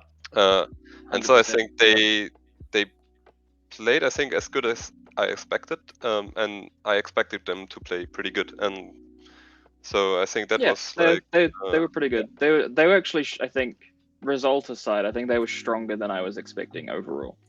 I wasn't expecting Gale Lewis to be able to walk slowly through a base door and be unhittable in basically every sensor. I managed to find a counter to it, but by that time we weren't really playing them anymore in the comp. But it was just bizarre, like watching even top teams like just putting shots into his side. But he's like dawdled, like he's barely like, I don't know. It's like a glacier. He's like inevitable. He's like the tide. He just like he rolls into the base and he's just in. Yeah, That's the I goat still right hear there. the cries of Domi in my ear. I just can't hit him. It's impossible. I can't hit him. I ended up aiming for his phaser, and then after I shot phaser and stunned, he'd turn and give me his back. So I just go phaser back every time, and that turned out to be reliable. But that was like left on right coming in. I don't know if that would have been viable for everyone. Yeah. Yeah. True. Yeah, I think like he was really hard to play against, because also like he is not like the big guy that just walks in slowly, and then he's not that good at laser tag, but he's actually pretty good. Like, He's with good, he man. skills He's and- got some He can schmoes. shoot. Yeah. He Yeah, can shoot. Yeah, he can shoot. It's not like he's just big and that's it, but he's a good player and he is big. Like, I think it's pretty similar with Spider. Like, he has a really big stature, and he's really, really good at. I mean, he's better, of course, in laser tag, but he has really long arms, and like, it's not just that his stature is really good for laser tag, but he's also fucking insane in laser tag, and that makes it really hard to play against him. Spider. Yeah, Spider. Yeah. Well, and he's left-handed as well, which is often an advantage for sure. Yeah. Yeah. Especially in blue at the pillar in blue. At the pillar, Yeah. He I did loved see that him get pillar. termed Every time I'm He got looking- termed multiple times though for not getting out of the fucking way, which was pretty fun. At that pillar specifically, like. Yeah. Every time I tuned into the stream, if Aussie Siege was blue, Spider was on the damn Yeah, pillar. you saw him. Yeah, He was there. We love that damn hard thing. to remove him. Yeah, I mean that's true. Yeah, that's true. Well, how about we can talk a bit about each of your last series that you played in the comp. So Mouldy, we can go for you, which was the last Golden game, if I'm not mistaken. Yeah, honestly, I'd love to Maybe talk could about I- it, but I don't can I remember it just- well enough. Yeah, go on. Before we start to talk about that, I want to flame another German team as well. Like, Mhm. I Let's think go. Electric Fire. I think also, just to, I think Laser Dragons played really fucking well. Just to add that, like, because they didn't really train for the last 2 years, and that was like their last tournament. Because a lot of them are not that keen on laser tag anymore, but they qualified because they had good showings in the past, and I think they played way better than expected. But I think Electric Fire, they didn't play as good as I hoped they would do, and I expected them to do. But what tilts me a little bit is that they are not sad about it. Like, they're like, yeah, that was good, and like, no, it was not. They played against us, and the call was, we're not gonna win against them anyway. Don't attack them. And I'm like, no, that's not how you do it. Just to get that out, change that. Mm-hmm. Sorry. Yeah, Mouldy, did you get the chance to verse Electric Fire much? Like, what were your thoughts on those guys? Honestly, because it took me a while to get to know all the German players, because it's like 4 new teams at once, and I didn't know anyone except for Reaper. My games against like them, Sixth Sense, and Laser Dragons, it all blends together a little bit. I think with Elam, we had some fun with Electric Fire because they'd come up and fight us on the ramp. They're really like fun group of people. We'd like good bands, good chats. I mean, everyone in general was great. Like, it was a really good social comp. But yeah, I can't really speak to Electric Fire's like team comp performance specifically. I don't remember a single particular game against them. Yeah, and you were saying you don't remember your I don't remember. Golden No, Game that series. either? No, I remember losing it, and I remember being frustrated because we had beaten Majestic 5 multiple times, our blue to their green, and so we made sure we counterpicked color to get that combination again, and then it just wasn't going well. Like, just Who the was whole the third team in there? Was that Team Team Destroyer? Destroyer. Yeah, Yeah. that's when Team Destroyer qualified, and I remember thinking, shit, like, no one's dumping, no one's doing anything stupid, we're playing pretty standard, our attack isn't getting anywhere, and our defense is not as strong as it usually is. And I don't know if it was just like we'd suddenly like run out of adrenaline, like we hadn't played that day, right? Because we'd oh no, we did play. We'd just lost that series to Mega Friends. Don't know if we were a bit on tilt. It was just not our best. It was just not our day of laser tag, I think. It didn't, we didn't get thrown as many maybe lucky breaks. And I think, as I said before, Team Destroyer played in a way that played to their strengths. And in this arena, their strengths, when they play proper standard base play, don't do anything silly, was enough to beat out that team. I will say, if we had our World's Cobras team, or even like maybe swapped Tradie for like Ace or Hatman, I don't see any world where we don't make grand finals in that comp based on who was there. I really don't see how we could like miss grand finals if we had our full team. But I'm super proud of how we played with a mixed team, right? Because we haven't played as a team with Crouchy before. We actually were going to take Crouchy on Cobras in 2020. He still lived in New Zealand at that time. He just basically made the Cobras squad, and then COVID hit and threw everything apart. So that's how much we already rated Crouchy. So it was so good to play with him. I think a lot of people, when they watch One Up play, which is Crouchy's team in Australia, for those who don't know, One Up is like a classic chaos team. It's almost a meme. They're super fun to watch. Worlds actually went on like a sick ascension, like after a pretty bad round robin, and ended up coming sixth. Like, great performance, but when you watch them play, it's hard to know like who's running it and what's going on. And you might think that Crouchy doesn't know what's going on, or that he's just like a really solid attacker, but that dude understands the game well. He plays cohesively on the team. He listens to the captain. It was like a dream playing with Crouchy. Like, if he moved back to New Zealand, I'd want to play with him. He was solid as fuck. Mm-hmm. So shout out to Crouchy, I guess. Yeah, cool. David, do you have any memories of that Golden Game series to get into the grand final? Like I mentioned before, like the last Golden Games, it's also for me like, because I was so tense also during the game, I didn't realize as much things as I usually do. Sure, yeah. I think some things I remember is for some reason we like I mentioned, we tried to play more against the Swedish guys, so that we don't come into the situation where you guys can play your game, which is really good against our attack tactics.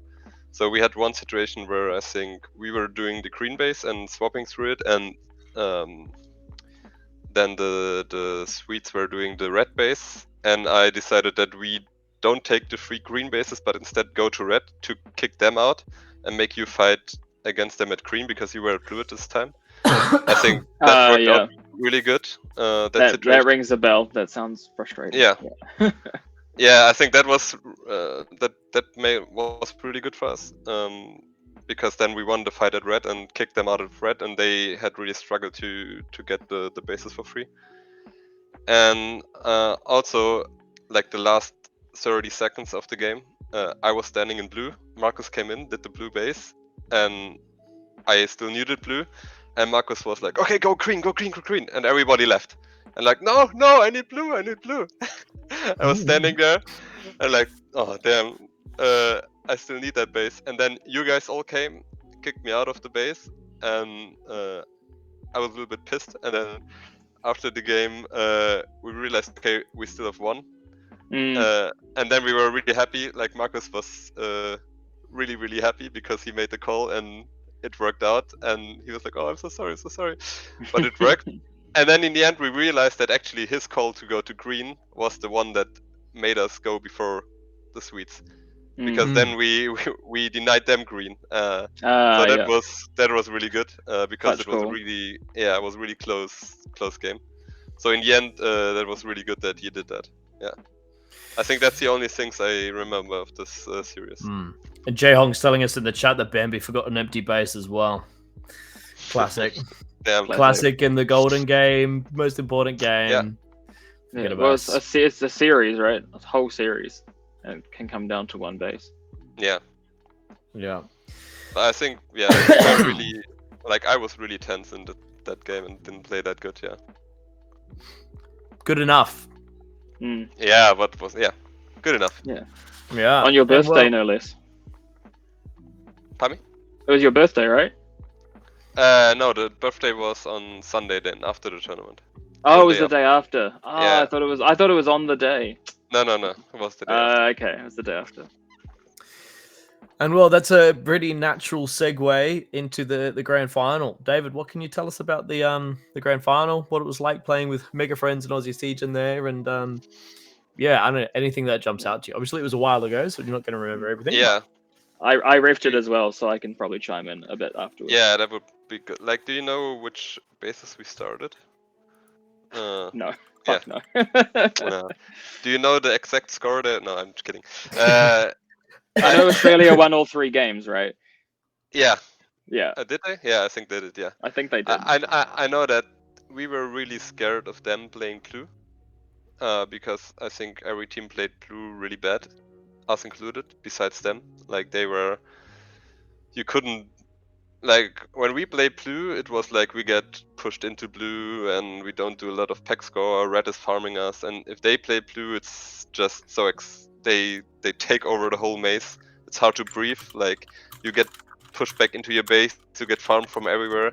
They played blue really good. So that's was our main concern. So we knew, okay, if they are blue. I think they were blue in the last game. Yeah, they were blue in the last game. In the last game, then they were blue. That was what we were scared of, and we started in red, I think, now that I remember.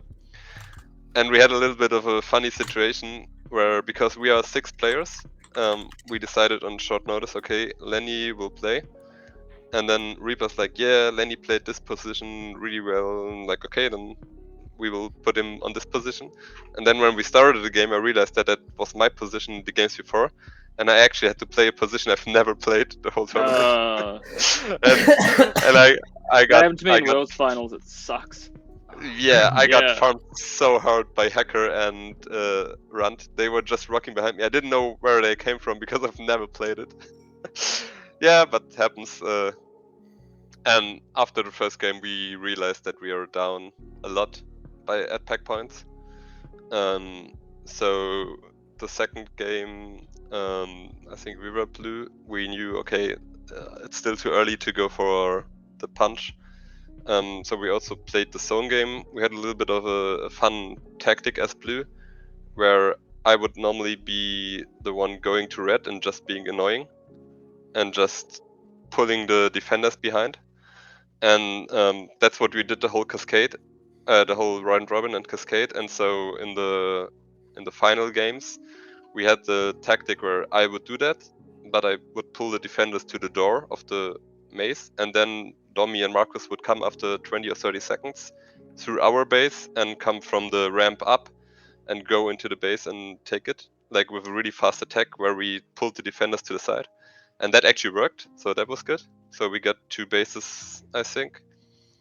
But then it was still too early to go for the full attack, and then we started to bleed out again in pack points, I think. And I think it was also chaos in the second game then, in the end. Yeah. And in the last game, we knew that we are behind, and Mega Friends was also behind. I wasn't sure how much we were between Mega Friends, but we knew that it's a lot to the Australian guys. And so we started, okay, then let's go for the base swap, so that we can keep the Australians out of the base and they have to do something. The problem is that, of course, they knew that we will do that, or they expected as much, because it was the only thing that could still challenge them or make it hard for them. And I think Mega Friends realized it a little bit too late. Like, we went to red, and they started to defend with two or three people against us.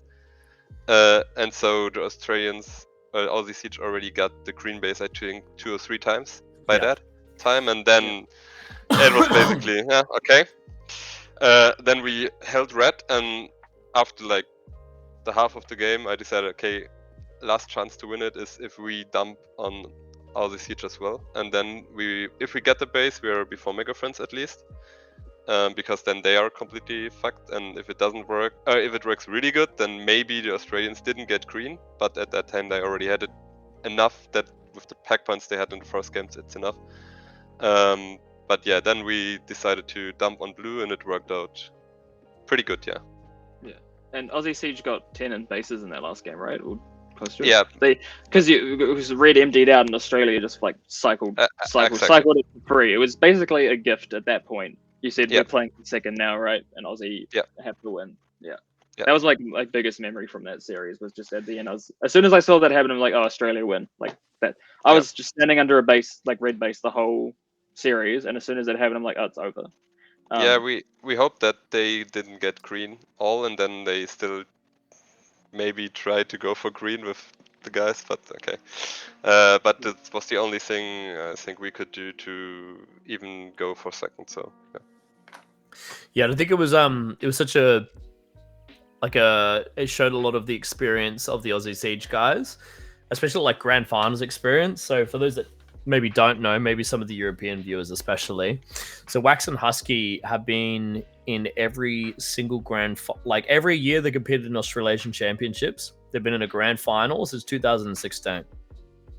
Yeah, so 9 grand finals or 10 grand finals. Plus most pre-nats, 3 grand finals. Multiple pre-nats, 1 and 2 grand finals. Yeah, not World's even grand finals. Pre-nats and stuff. Like, and up until about 2020, 2021, when Runt started getting on top, like Wax and Husky were the undisputed, I think, greatest players in Australia. 100%. And then Runt's just on top of that. So to me, they're the clear top 3. Like, there's no one else to me who comes between Wax, Husky, and Runt. Like, yeah. And then, just speaking again to the experience, CV Twinkle's Runt on the Hobart Vikings, they've grand finaled 2023, 2024, and Worlds. And so I think that last game in the grand finals. Welcome, Wax. Hello. That was perfect timing of the glazing into like the darkness. Like, it was actually perfect. I just get glazed and I just appear. That Wax guy is so good. It's amazing. But I think playing all of those grand finals gave them all the experience that they needed to be like, oh, we're in a winning position. The only thing that's left is for them to base swap. And so they preemptively, I mean, Wax, maybe we're talking about the last game in that grand final. You could talk to us about the discussion maybe about going into that, because what it looked like happened, it was they're going to base swap. So we're going to hit one of the bases with 3 so we don't get cucked by it, like right off. You know what's actually crazy? This might, like, from the visual of it, might look wrong. And from memory, I'm not even 100% sure. But we definitely probably spoke about it. But in that moment, it was literally just like, we saw them leave and we just all reacted mute. No one said anything. We just the 3 of us just knew exactly what to do. We just all jumped in and we instantly reacted and got the base. Like, it's honestly in my head, like the most like, I don't even know, like the most instinctual like reaction that has ever happened in my entire like life. I've never felt so like clean into like making that decision with 2 other people without speaking or doing anything in my life. Who were the other 2? It was Run and Twinkles, and we just instantly got in 2-man locked, and then like it was just like beautiful. And no one said anything. I don't even think we spoke about it much before, but like, I know it sounds a bit weird, but like it just felt so like instinctual. Like, it was crazy. Like, just so much like time of playing and knowing exactly what to do and like reacting to things perfectly and not even having to properly. Maybe we discussed it, but I'm not 100%. I don't really. It was a month ago now because Ryan's a little bitch and decides to do the stream so much later. Whatever, dude. No, I think it is just what I was saying. Like the 9 Australasian Championship Grand Finals, Worlds Grand Finals, not including all the pre-nats, even like playing QPL like Grand Finals and stuff, I guess, or whatever. And then Runt and Twinkles playing the 2023, 24, and Worlds Grand Finals. I think all of that fed perfectly into and this CV like, as well, right? and CV as well, into this CV's crux moment as well. Yeah, into this crux moment of like, well, like you're saying, you didn't have to say anything. You've just been there so many times that it was just like the right decision was just like obvious to everyone and just happened. Yeah, I think it's the pack. Like the pack in the first game was very nice. Like because I think everyone kind of probably knew that that's how. Like I thought that they were gonna try and do more, so everyone played into it, and I was like, "What is happening? Like, surely someone tries to do like some base pushy thing because like this is like exactly what we want like right now." And I'm like, because usually the teams that I play on are like base, where like Runt's teams are like points, then base maybe if you can. So it's really weird for me, but like it's so nice to just chill, shoot some people. And then if you see an opportunity to like do anything, you do anything. But then in the finals, it felt like everyone definitely knew that, but no one like reacted in a way that was meaningful. Like versing Vikings a bunch of times. I guess we're like we haven't been good at doing it, but we're more used to trying to like push it to them, and you try and do the base race with the Vikings. Otherwise, they're just going to beat you every time with pack points. And like I think our team for like the Aussie Siege was like crazy with that. Like Spider's like literally farming every person in the entire maze. Sure, he might like let a couple bases slip and all that, but nothing like he's still gonna, even if he lets someone get a base, he's probably made $3,000 in points. Like it doesn't even matter at that point. Like it's actually crazy. And then like the pack points that Runt and Twinkles can make just by themselves is crazy. And then I just can exist. Like I love just existing. Like it makes me like I don't have any pressure to do anything because it doesn't matter. Like I can just play my game and just shoot some people and get a little bit of pack. Like it doesn't even like I don't have to go crazy. And that's like the fun with this team is it felt like no one had to do anything crazy. Like everyone could just do their part, and it was like everything together felt amazing. Except for Husky, he only got 2 kills in the second game, so he fucking sucks. Yeah. Wait, the first game. Maybe to chime into that, because usually we are the same. Like we discussed also, Wex, like we are also a team that likes to attack the whole time. But the thing is, if you are in the final against you guys and Mega Friends, you know that that's not how you have a chance. Because if you are the only team that does that, then you go for the really high risk, low reward plays. And that's also what I mentioned before. Before the tournament, we talked about, okay, what do we do if there's a stale game? And that's what we fell back then to also in the final. Because if you have 2 teams that will hold the line and you're the team that starts to be the aggressive team, then your base is gone and it's not certain that you get the base at the same time. So that's why we were also forced to play with the short attacks and not really have an aggressive play. At least that's what we thought about, to not like be after the first game already 15k, 20k behind. But then it was 10k pack points because we didn't do the packs good enough, and then made it hard as well. Yeah, I think those fast attacks is like the counter to it, but it has to be very like coordinated and all that. And if you miss it, you have to be resetting fast enough that they're not farming you more than they already were. So it's very like hard to play into that play style, which I have learned over the years because versing Vikings every fucking year. Like it's just the same boring ass shit. And they don't want it. They look at bases and they cringe. They scrunch up their faces and like, and they don't want to play that game, and that's fine. But like learning how to counteract that and like making sure that you don't overdo these certain things so that you can actually like stay on track with them is like the way to go. Yeah, in Europe we usually have another team that's willing to do that. And so in the finals, we always go for the chaos and go for the turn-based games. But if you have 2 teams that don't like to play with you, then yeah, it's really hard. You have to play it as well. I think us and Mega Friends are like the worst case scenario for you guys, like 100%. Like, for me, getting straight into finals was like a grace, because like I think we definitely would have gotten there, but it would have been like actually crazy. Like it would have been, we were in the trenches. Like if we were having to be in those golden games, because people would not have wanted us to be in there, and that would have been fine. But it would have been like interesting to see what happens if, just say, we were in a golden game with Legacy and Uprising, and it's us and those two, and it's like, what the fuck is about to happen? Well, what is this gang war that's about to happen? Like, to be clear, if it was, you picked the wrong two teams there, because if it was Legacy Uprising, they proved that they would hate each other out 3 times. I think so. I think that's like a full hate watch. Like that's like all teams on hate watch. Like everyone is trying to kill each other. Like it's gone down. Like. Can I ask you, Wax, did your team drop any games across the whole comp that weren't two Finnish teams base swapping with each other and holding? I don't remember, but all I remember is Finnish teams base swapping to each other. So the only games I saw you guys lose were Finnish. Oh no! Well, we dropped the one to Omega 9 because Run's a dumb fuck. That's all. Oh, didn't you guys have like 7 fewer bases and you still only lost by like a K? 4 bases, and they both had 10, and we lost by like 200 points 2K. Or something. Yeah, that's right. And Run missed the empty. So classic Run.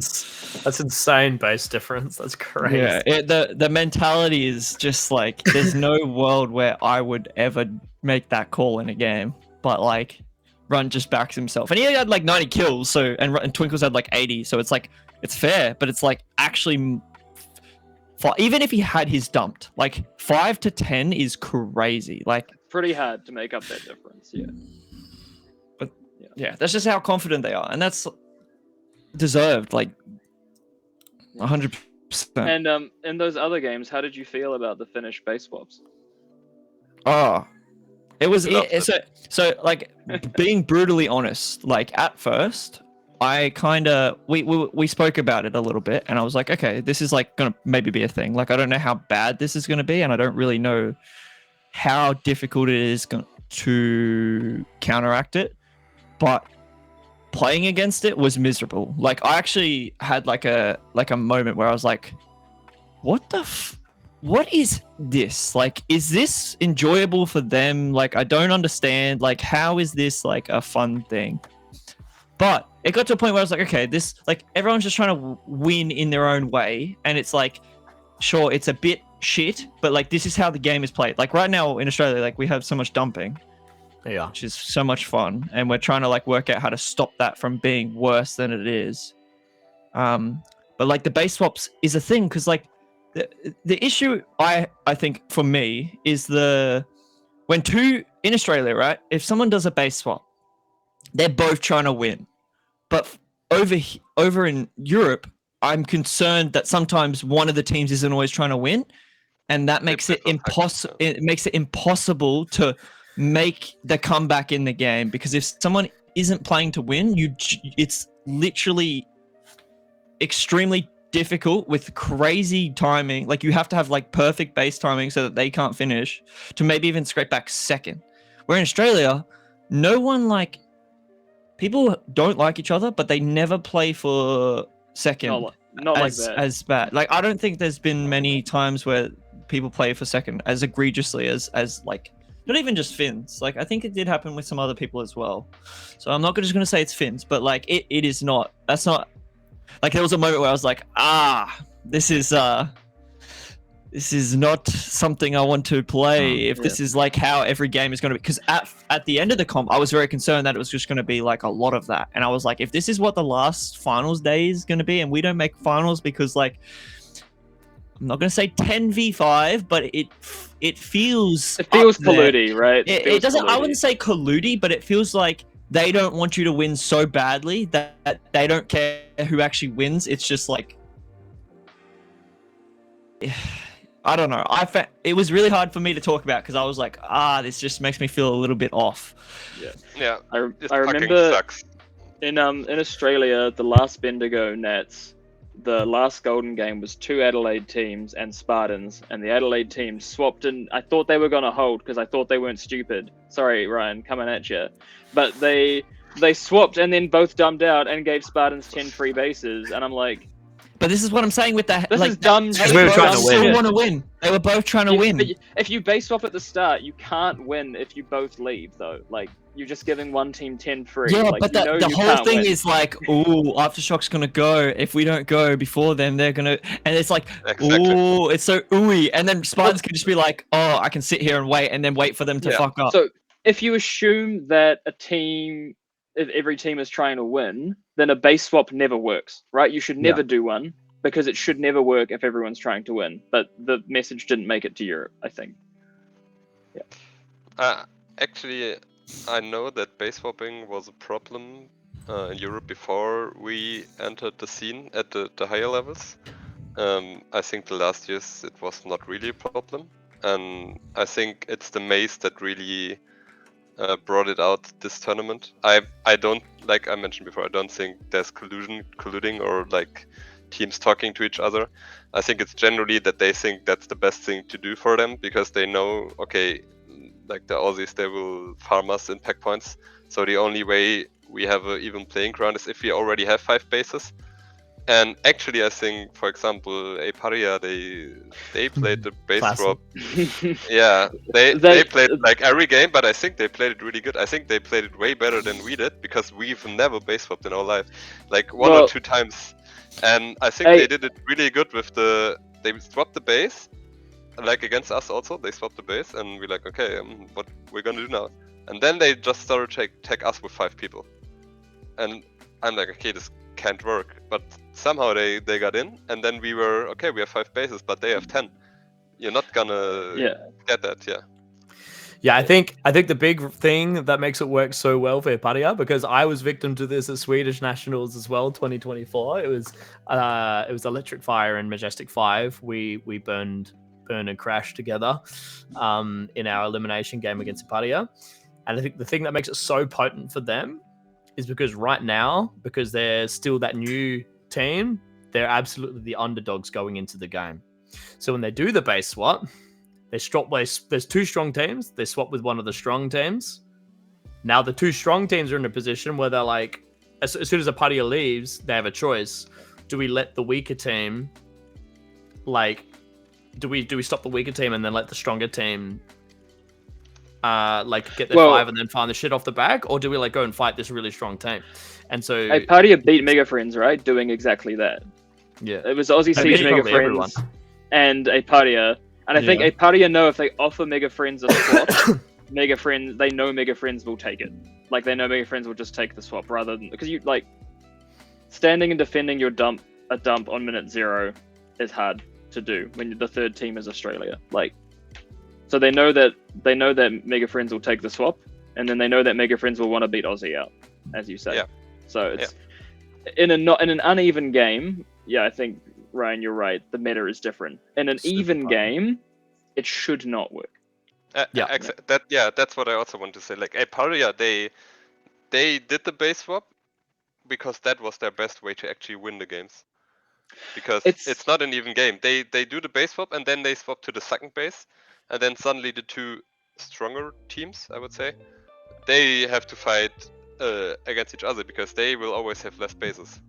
Yeah, I do find it interesting with Aparia, because playing them in base run, they actually have really, like, all of them actually have not just like their top big guns, they all have solid fundamentals of base play, and they're just liking that experience.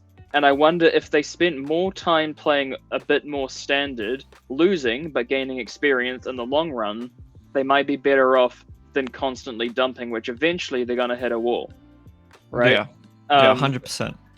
Because they just could play smarter, and they would eventually have better results, because they've got the core skill. And if they just bring that leading arm back a little bit and don't take 30 turns in a comp on the single player, they just chill and play to their strengths, because they're very impressive pack players, they will eventually be a great Finnish team. I think they will be at the top of the Finnish scene eventually if they keep at it and they play some proper strat. I can't remember if it was in a team game or after base run, but at one point Spider like crashed out at them and was like, "Guys, please, you can play the game. Just stop dumping. Like, play properly, and you would become really good." Like, he said this. He spoke to them about it, and like 100% seeing all their fundamentals and stuff. Like, they can they're really good. Like we had a base run game against them, and we were doing okay against like everyone. I felt pretty good against everyone else, and we started losing at the start. And I was like, guys, play the game, wake up! Like, what are we doing? Like, we need to actually respect these kids. Like, they're actually kind of crazy. Like, we can't just like slouch around. Like, we need to actually lock in. Yeah, 100%. Yeah. And if they did what you said, like they just played properly for like a year or two, like they're all kids. When they become like 18 and all that, like, and then mature a little bit, they'll be like crazy. Like, Yeah, and if Jesse stops cheating as much, like, and like his fundamentals are really good. It's just like he just has to pull his arm back a little bit. Like it's not even that bad. Like it is bad, but like it's not that hard to fix for him. Like he can just pull it back a little bit, and he's still doing all the crazy flashy stuff. He just needs to like keep in mind that it's not funny to like get termed 30 times. It's kind of like cringe. Like he, in a way, he's aura farming for like negative aura. Like it's just like, bro, like come on, like it's not even funny at this point. Put it in like, aura it's terms just, for Jesse. Yeah, it's just silly. Good lad. Yeah, I think I also told him that when I refed him, and I gave him some terms, and it's like you don't need that. Like, I see you play, you just don't need it, and I understand that probably that's muscle memory that he trained himself, and if he's not thinking about it, then he will start doing it again. So I hope that now after the tournament he realized, okay, I don't need it, and if I train my arms a little bit back, then it's better. Because I think we had the same in for German players. I think Domi and Markus, like 4 or 5 years ago, they also are really, really good, but they were not that clean back then. And they realized, okay, if I play clean, I'm not playing worse. It's the same. And now I think they're really clean players. And I think if he makes that realization, then it doesn't matter. And for Aparia in a whole, I think if they just keep playing as those guys together, and they get a lot of input from the older Finnish guys, like there's so much knowledge there. There's so much knowledge.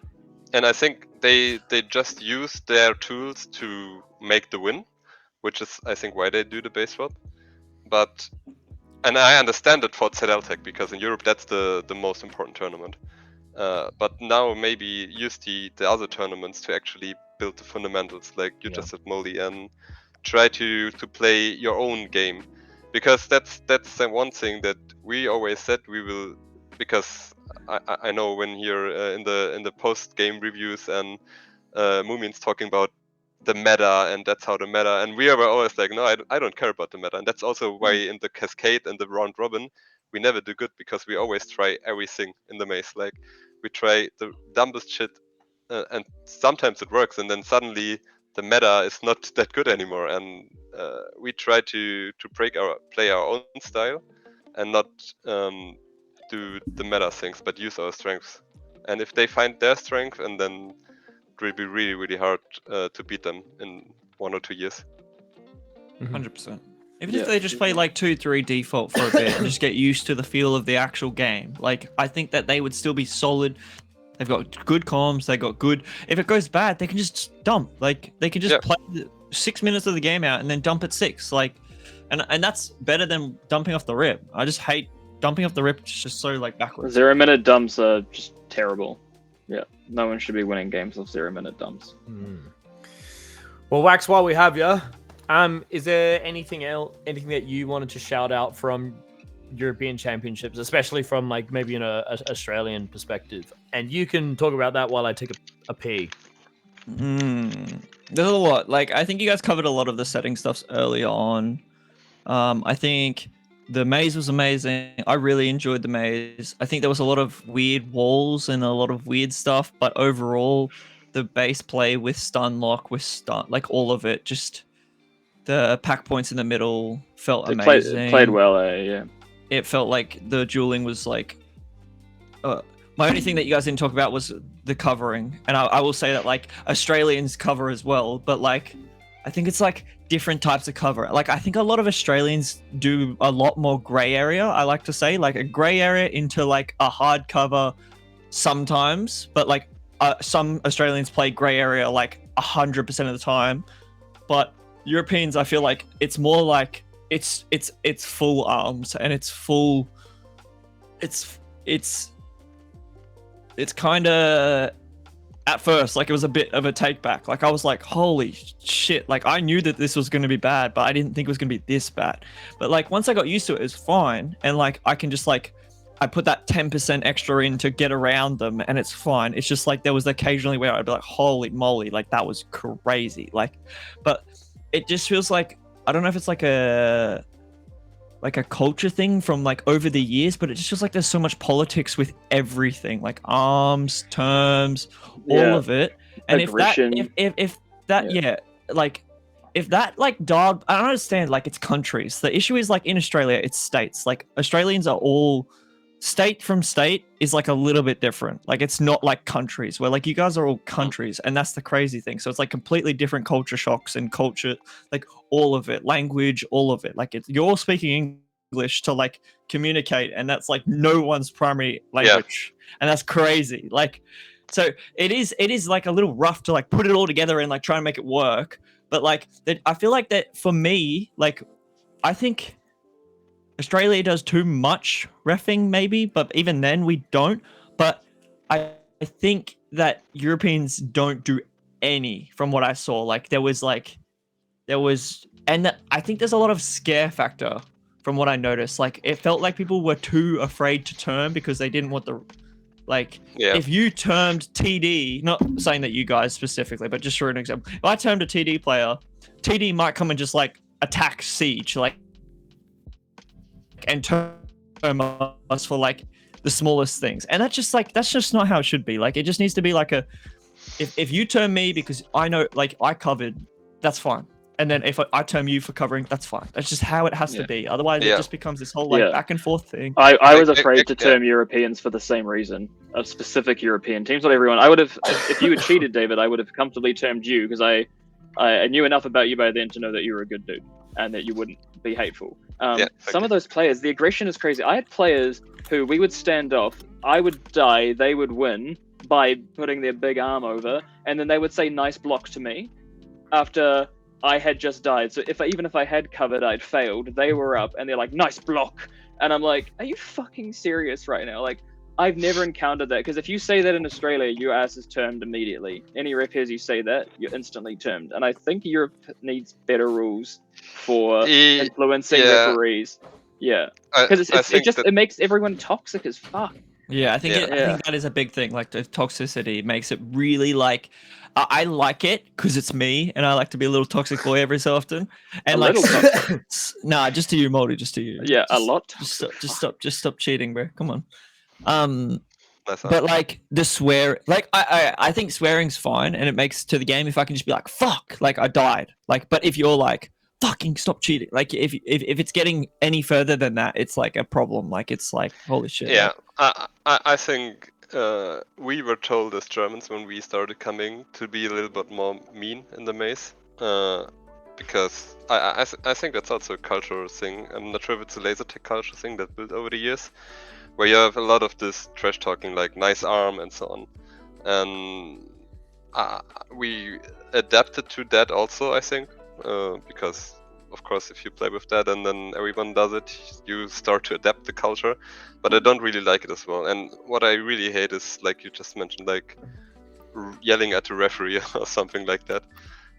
What I usually do is the ref stare, like you stare at them, and then that's it. Yeah, we're not even allowed to stare in Australia anymore. Yeah, it's not like, I know that's ref, already, that's already crazy. And I know. I think we have the problem is, to go back to the point. It's not the cheating is the problem, but it's actually the reffing. Like you just noticed, like I think everyone in my team is scared to give terms. Sometimes they will, but only if it's like really clear. And all the gray zones, they never ref it, because then, like you mentioned, they are a little bit scared that someone else will ref them or something. So, like you said, Wex, you can just term TD 20 times. You will not get a term back because they're too scared to ref anyway.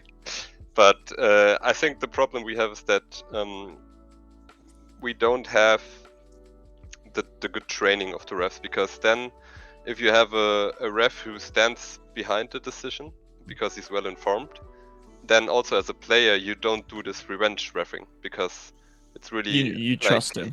Yeah, exactly. And I think that's something that's missing. I had one call in solos, for example, where Reaper, my teammate, was against Hacker, and Hacker lost his cap, and the cap was during the duel where both of them shot was dropping in front of the phaser, and so I'm like, okay, how the fuck do I rule that now? Like, is this a term? Is it not? And then that's something that I came to Moomin after between the games, and I told him like exactly that's the situation, and he decided, okay, it's a term because it interfered in the play, and that's something. Then okay, you like if Moomin says it because in my mind he's that figure who has the authority to say it because he's well informed. That's how it is. Then it's like that. But if we had more referees like Moomin, like who are well informed, and I think Moomin is also one terming the most, but still not getting any or doesn't get termed as often. So there's no revenge refing or something like that. If we like manage to build a master ref system, I think something that you wrote in the chat, and then maybe we can bring the cover situation also under control.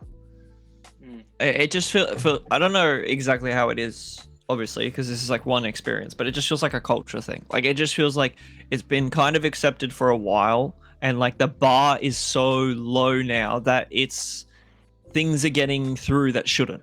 And I think like right now in Australia we have like a kind of decent bar where it's like covering is a problem still, but like people aren't actually afraid to ref. They're not afraid to ref. If you cheat, you're playing the game. Like you will get termed if someone who's not a space cadet is standing there. Like they will term you. But it's still bad. But like it's like a completely different type of bad over here. Like it's in Europe. It's actually like, yeah, it's kind of mind blowing. Like especially like in Australia, I like ref pretty hard. So like coming over, I was like, what the hell am I looking at? Like this is insane. Yeah, didn't your team ban you from reffing at Ziltec out of fear? That you would term everyone to shit? My lawyer has informed me not to speak. Yeah, good call. Good call. Yeah. Good call.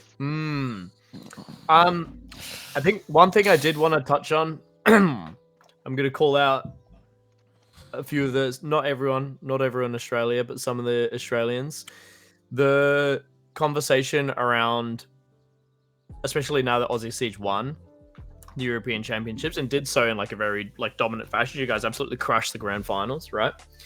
But there was a lot of stuff that I saw publicly, like in the Twitch chat afterwards, but even stuff that's being like talked about in small rooms and stuff. It's a lot of the conversation about that I'm seeing towards Europe is like, I've seen it's pretty disrespectful, I think, saying stuff like along the lines of like, oh, why are we even playing on these settings? Because Australia can come over playing on our settings and they can come and just win. So like, what's the point? You know what I mean? And like, just like vibes like that. Think just generally discrediting the European scene and stuff. Sure, Australia won. We did great. But I think also, you know, we're trying to build bridges here. We're trying to, you know, cross the gap from continent to continent, scene to scene. And I think there needs to be, it's not everyone. I've just seen a bit of it. I think there needs to be like way more respect going both ways there, because it was like I was really disappointed like reading the Twitch chat when the grand finals was over.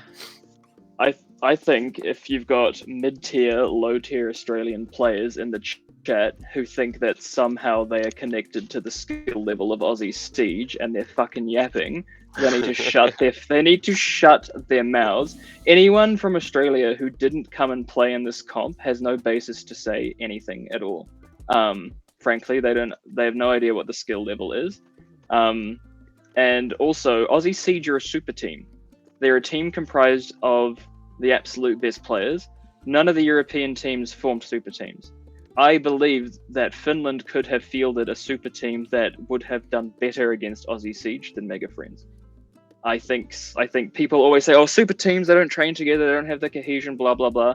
I think if you take the weakest two players off of Mega Friends and you put two top tier players from Uprising or Legacy, that team is stronger than Mega Friends.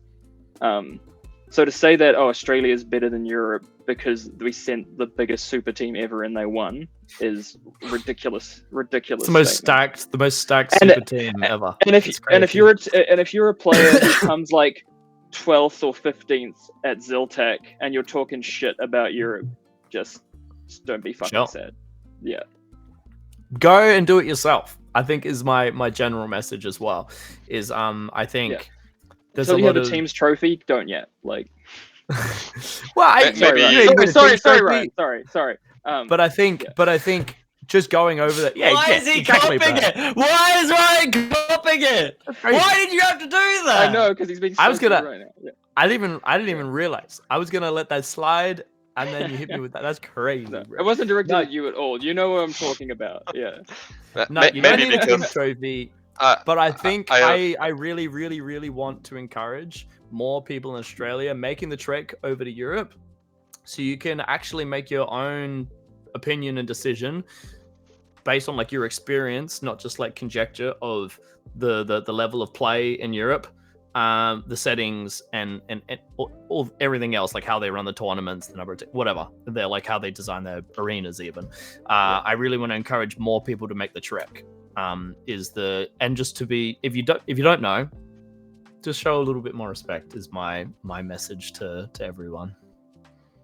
Fuck you, We Mouldy. can coexist and all hate Laser Force. That's what we can do. We can just all put our hate towards that garbage ass crap and Hold just up, talk hold as up, much hold shit up. about Laser.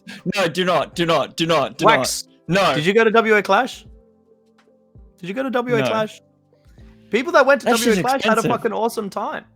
I'll had a say great the time. packs aren't actually that bad. It's more talking the about rules Space that Marines. they play. It's like Space Marines combined with the you Alright, can't shoot cut unless this you shit off. show, Get right? this shit Fuck out of that the shit, stream. Yeah. Get this shit out of the stream. Wax, Cut this off. Wax, if you Yeah. based like Zone off of like the Turtles format, then yeah, you'd be like Zone's like garbage, right?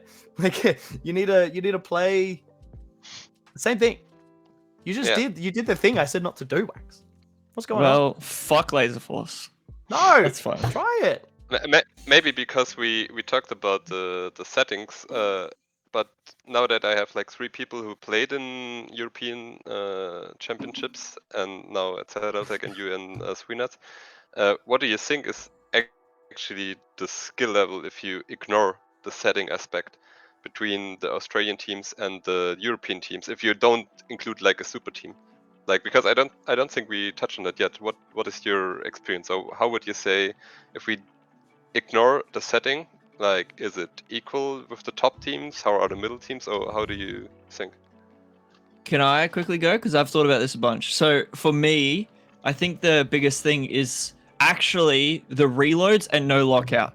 So in Australia, like this is like the settings are included in my like topic, but like because of reloads, you have to have really good defense coordination to be able to like make sure that you're keeping on top of these things and all of that, and your attack has to like keep track of these things. And without lockout, your defenders have to be a lot better at like defending than just like blackpacking someone. So like it's not as obviously not as easy as just like, oh, just blackpack them, but it's a lot simpler on Euro settings to have like a more loose defense, where in Australia you cannot have a loose defense. Your defense has to be on point, your last line has to be really good, you have to have really good team coordination. I think like the difference in team coordination is the big thing for me. Like playing against Europeans, they're all like really good. Like everyone is still amazing. Sure, there are some arms. There are arms in Australia. There's cheating everywhere, but it's still like the skill level is still really high. Everyone knows exactly what they're doing.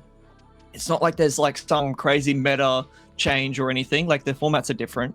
The skill is pretty similar, but like obviously different like attributes. Like Australians are a lot faster and a lot more like, I think Australians' timing overall is a lot better. Maybe not a lot better, but like slightly better. I think the top Australian players, blackpacking skills are like crazy. Where in Europe, I felt like sometimes I could spawn on people that I maybe shouldn't have been able to. Agreed. Same for me. Yeah. And I think that's just a lockout thing because you have to train.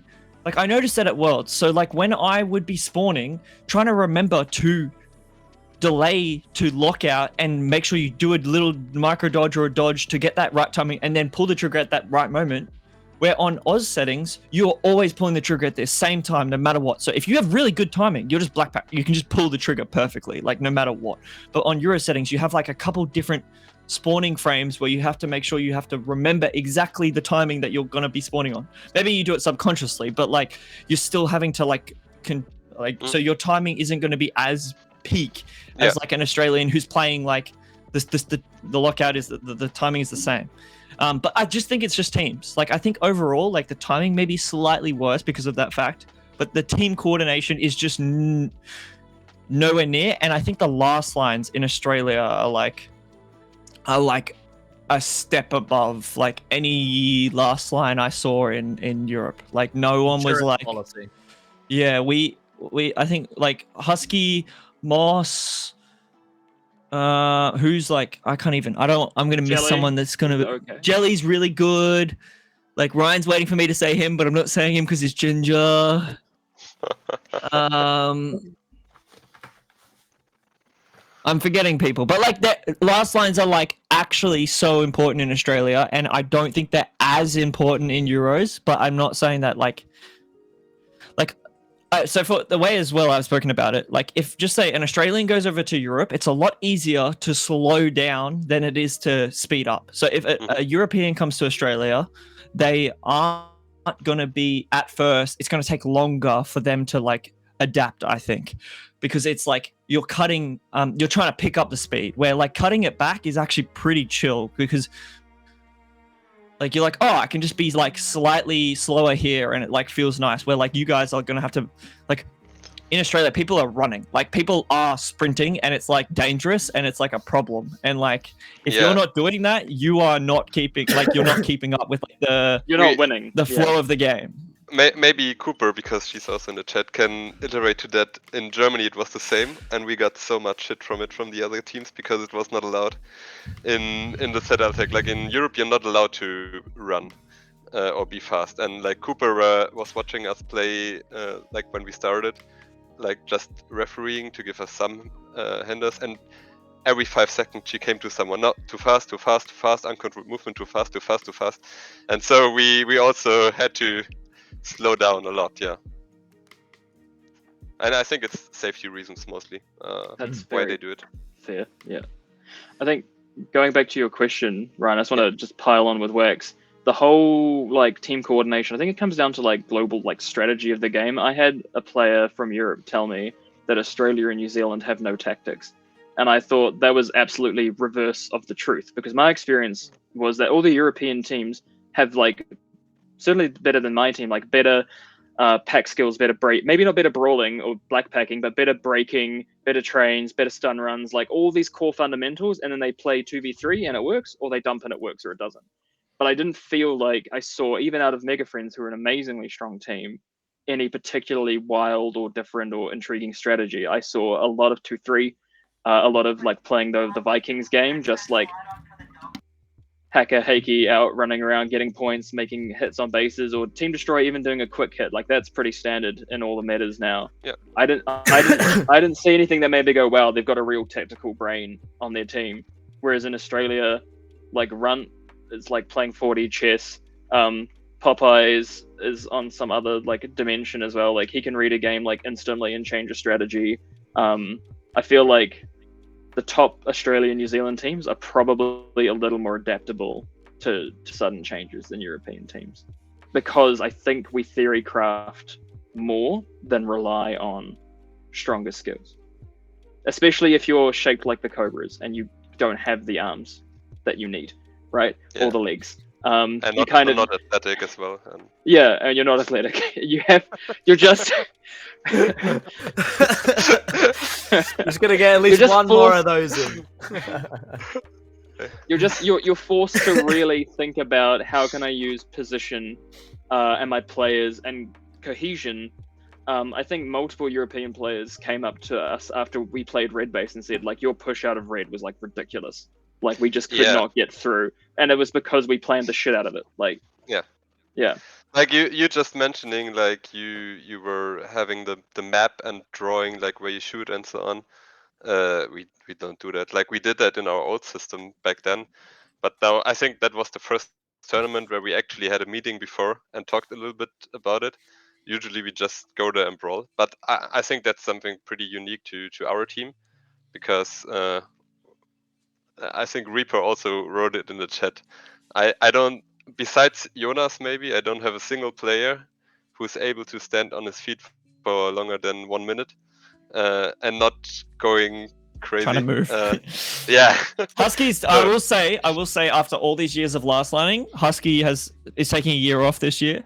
And he said when he comes back, he's never last lining again. He's fucking over it. He's sick of it. Like, yeah. Also, Jonas after tournament, like, okay, maybe let me attack a little bit. And of course, yeah, we really appreciate the base run modes, like high skill, like running action, and that's why also we are not we don't really have that much discipline. So I think what we are really good at is reacting to something happening, but not as good in shaping the game like one way. I think reacting we are pretty good, but like forcing the whole maze to play our way, I think that's not something that we are good. Yeah. I think just to put my 2 cents in as well, David, for your question about like how Europe shapes up compared to Australia in terms of like the best players, the mid-tier and stuff. I think my experience from Sweenats is to hearken to what Mouldy was saying as well, is I think most of the strength in Australia comes from like really well prepared, planned discipline, and like a lot of theory crafting and strategy. There's obviously a lot of players that are like exceptional in the micro skills, like the pack on pack, the brawling, the lunging, the timing, the dodging. But I think in Europe, every single person I dueled at Sweenats was like better than I think a lot of the people in Australia are in duels. So like little, like the moment to moment, like taking a dodge, like in a duel kind of stuff. I would say Europe on the average is probably better. A lot of that is obviously the settings difference, right? Like in Australia, there's no trigger lockout. You know, yeah. I can do a thing where like I'm around a corner, I sprint past you and shoot behind me as I'm spawning, and then like I've got another shot ready to go to shoot like another few people. You know what I mean?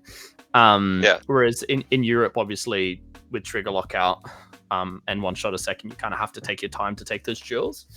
So yeah, that's the biggest difference that stood out to me. Is I think on average, the European players' micro skills, specifically in duels with brawling and playing around the settings, is probably better.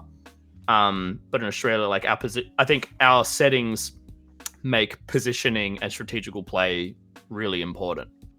So that's my little 2 cents, I guess. I think for me, I've been saying this to people, like Australians don't actually dodge. We micro adjust and time really well, where Europeans actually dodge.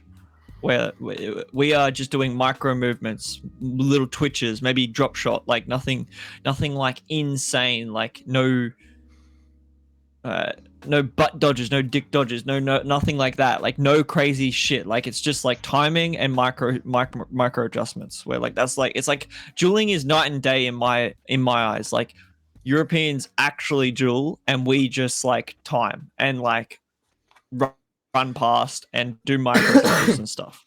We do these ones. It's because of the settings, though, right? It is the settings, 100%. Like the F dodge. If you do a good dodge on all the settings, you just shoot again and they die. Like it's exactly. Double at best. There's no need. Yeah, or double. Yeah, but that's took me a while to cool learn that one. Like you mentioned, the duel thing is because our setting makes it necessary, and the team cohesion is something that your setting makes necessary. So I think the main point we took away from ZLTech is the pack on pack skills, like the maze control that you guys had, is something that we lack as a team and that we need to train on, which is really hard to train. But yeah, basically I agree with all of you guys that it's basically the team cohesion and the control of the maze, I think, is something that we don't really see in Europe that much. Yeah, I think the theory crafting and like talking about the game is a big part of the maze control. Because if you're not actually like talking about what works and what doesn't, you're not going to be able to play in a way that's meaningful. Because you're just going to get like run around, or you're going to get sniped from some offense. Like having those conversations is like what, like going from like Catalyst to a run team is crazy. Like it's like night and day. Like it's like the strategic stuff that Runt wants to do is like so much higher than anything I'm used to, and it's good. But like, if you guys aren't like doing as much, like we are just like conversations ahead of people, because like you guys might lose a game, have that conversation about what's happened in that game, but Run already spoke about it 3 days ago because he's like thought about it, like, and he wanted to do these things and blah blah blah blah. And it's just like, if you don't have those conversations, you're not going to have those plans in your head, and you're going to have to react in the game, which might work, or react after you take an L and then come back to the drawing board and speak about it. And that's just like just an observation of like, because like Europeans don't really, I don't know how much they know, but like we don't play together, so like I'm Runt's enemy usually, so like being on the other side is really interesting. Yeah, he's a pretty exceptional captain, I think, from listening in on his team talks and watching him in Maze. I don't think there's many that captain like Runt does. I think he's pretty unique in Australia. Would you say that's fair? Yeah, 100%. Like I think the one thing I will say is I'll gas up Twinkles, because I think in Australia a lot of people think that it's just Runt. Like it's just Runt, and Twinkles is like his little. I don't really want to say this, but like he's Robin. His little bitch. Runt is caring for this child. Like Twinkles is his child, and he's caring for him. And it's not like that at all. Like Twinkles feeds him information all game in game. It's so good to watch. Twinkles does so much for Runt, and it like helps him so much in the game. And it's actually, it kind of blew my mind because I've never fully realized how important Twinkles is for Runt. That's just a small thing, nothing crazy. Yeah. It's something you don't really see from the outside, but it's definitely there. Yeah. Amazing. Well, gentlemen, have any of you got any last little tidbits you want to talk about for the European Championships? Because otherwise, the stream's been going for 2.5 hours, so we should probably wrap up soon. I'll just shout out, and I think Aki is still in the chat. What a great host. Ran a great tournament. I mean, like, all tournaments have little issues, but he's just, super welcoming. All the yelling about arms aside, all the Europeans, the Germans that we haven't met before, it was so great to meet everyone and play against different styles. And Aki was a legend. Oh, and Moomin. Moomin is the GOAT of European laser tag, the undeniable king of Europe for keeping laser tag going. Praise Moomin. Yeah. Aki's amazing. Aki was so welcoming and stuff. Aki is actually like, I've never, like, as a side op, he was just, I don't know if he's the side, I don't know how it works, but like, as the person who was in control, he was lovely. Like at all points, like he was amazing. Like how chill, like him just letting us get drinks and then pay later is unheard of in Australia. That's like, no one would trust you ever. Like that's not happening. So him doing that is crazy. Like it's actually insane. And like the trophies, like the big ass trophy, W, let's go. That shit is goated. Yeah, you already took the like he has both perspectives because he also played laser tag, like he played in my team back then, so he's more like a player who loves the game and still supports it as an organizer, and I think he was the first to be there every day and the last to leave every single day.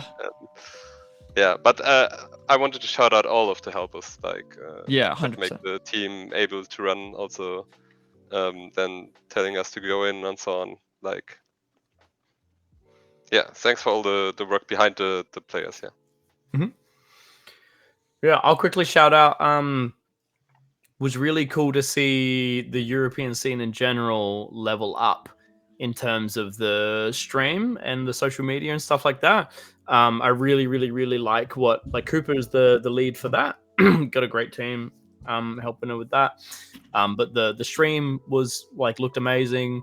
All the graphics that got posted for like the placements and everything, it was really, really, really cool. And I think that's something that Australia's kind of been leading the way with for quite a while, and Europe's kind of been trailing.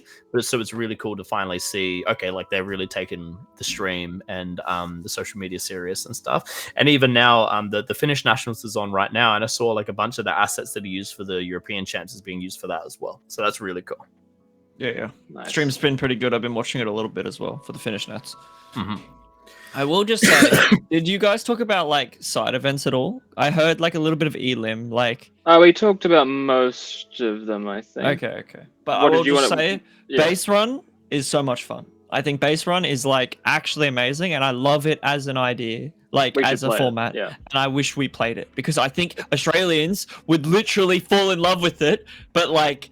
It's like trying to get that in the door is like not an easy thing. Like just let's kill solos. I'll even accept killing Lord of the Rings. Like I'll accept it. That's fine. As much as I love that thing, but if we can get base run, holy, let's go. That shit is too good.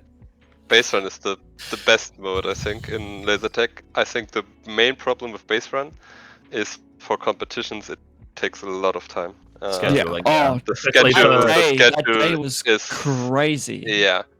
Long So days. in Germany, or I think also in Sweden, we do base run tournaments, like where you just play base run, and like we have a tournament in September now, and we even have some Swedish players and so joining us, like cross country for it's not a fun tournament, but it's just a base run tournament, not only comp. But you need a lot of time for it, but the mode itself is so much fun. Yeah.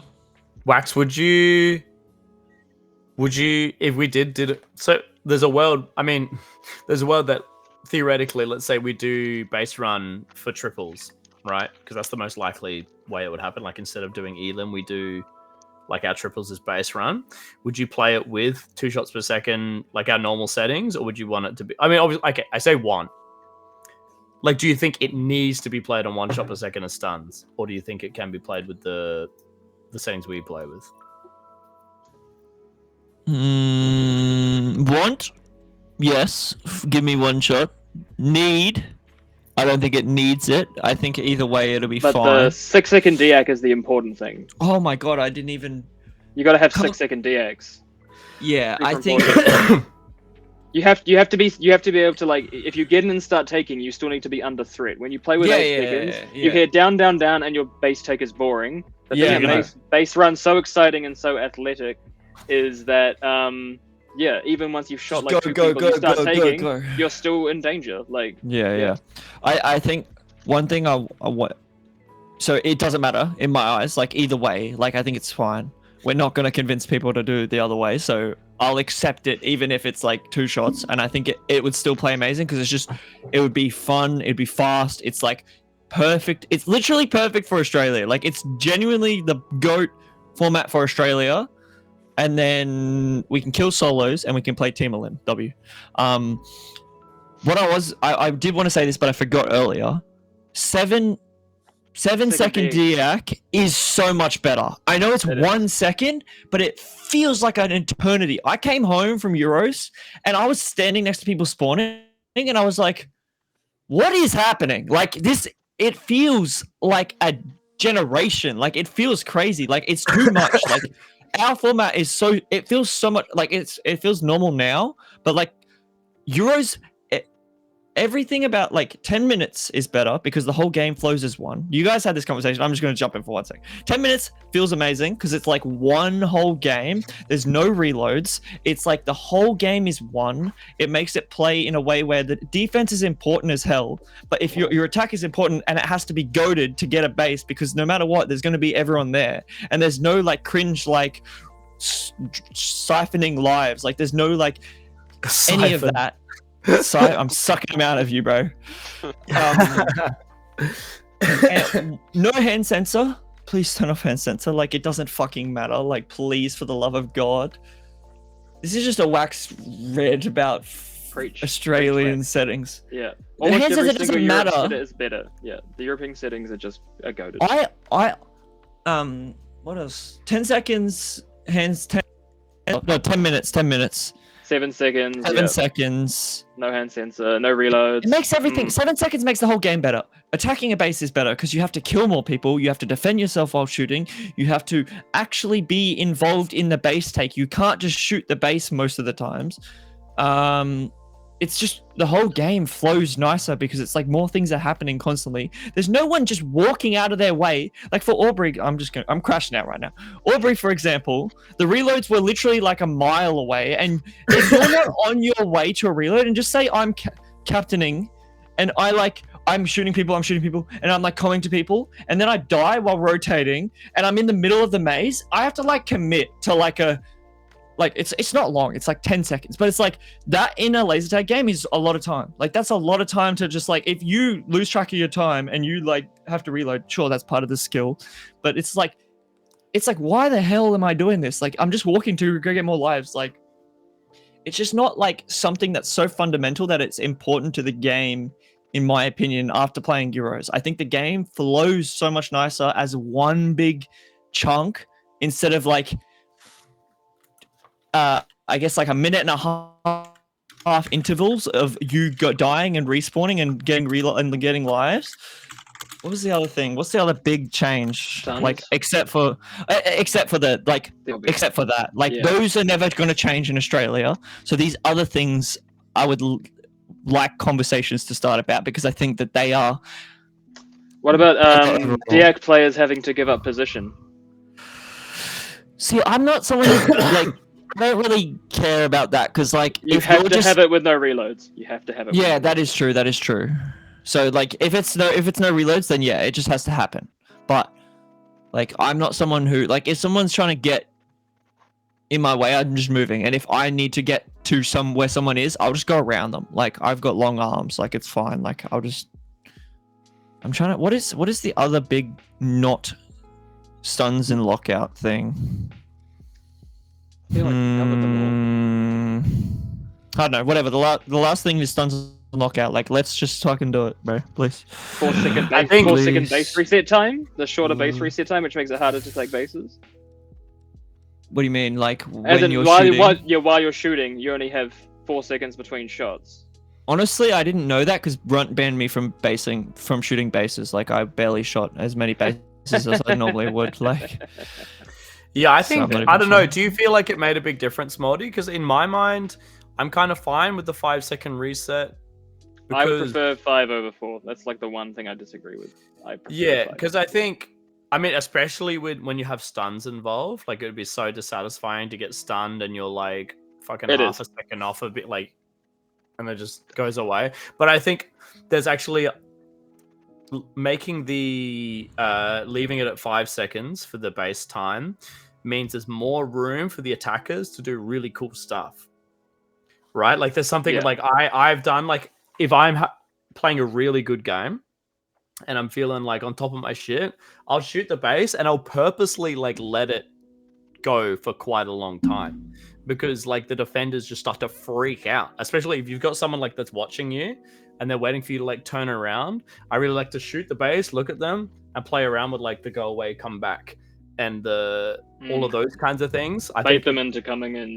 Yeah. I think for me, I don't think that's as important though. Like having it longer is good because you can play what Ryan's saying. You can play the like little mini games and you can do these things. Like this stupid fuck will shoot the base and run around the other door, kill people, shoot them in the back, and then take the base. And there's no world you can do that with 4 seconds. Like it's just not happening. And that's like taking away from.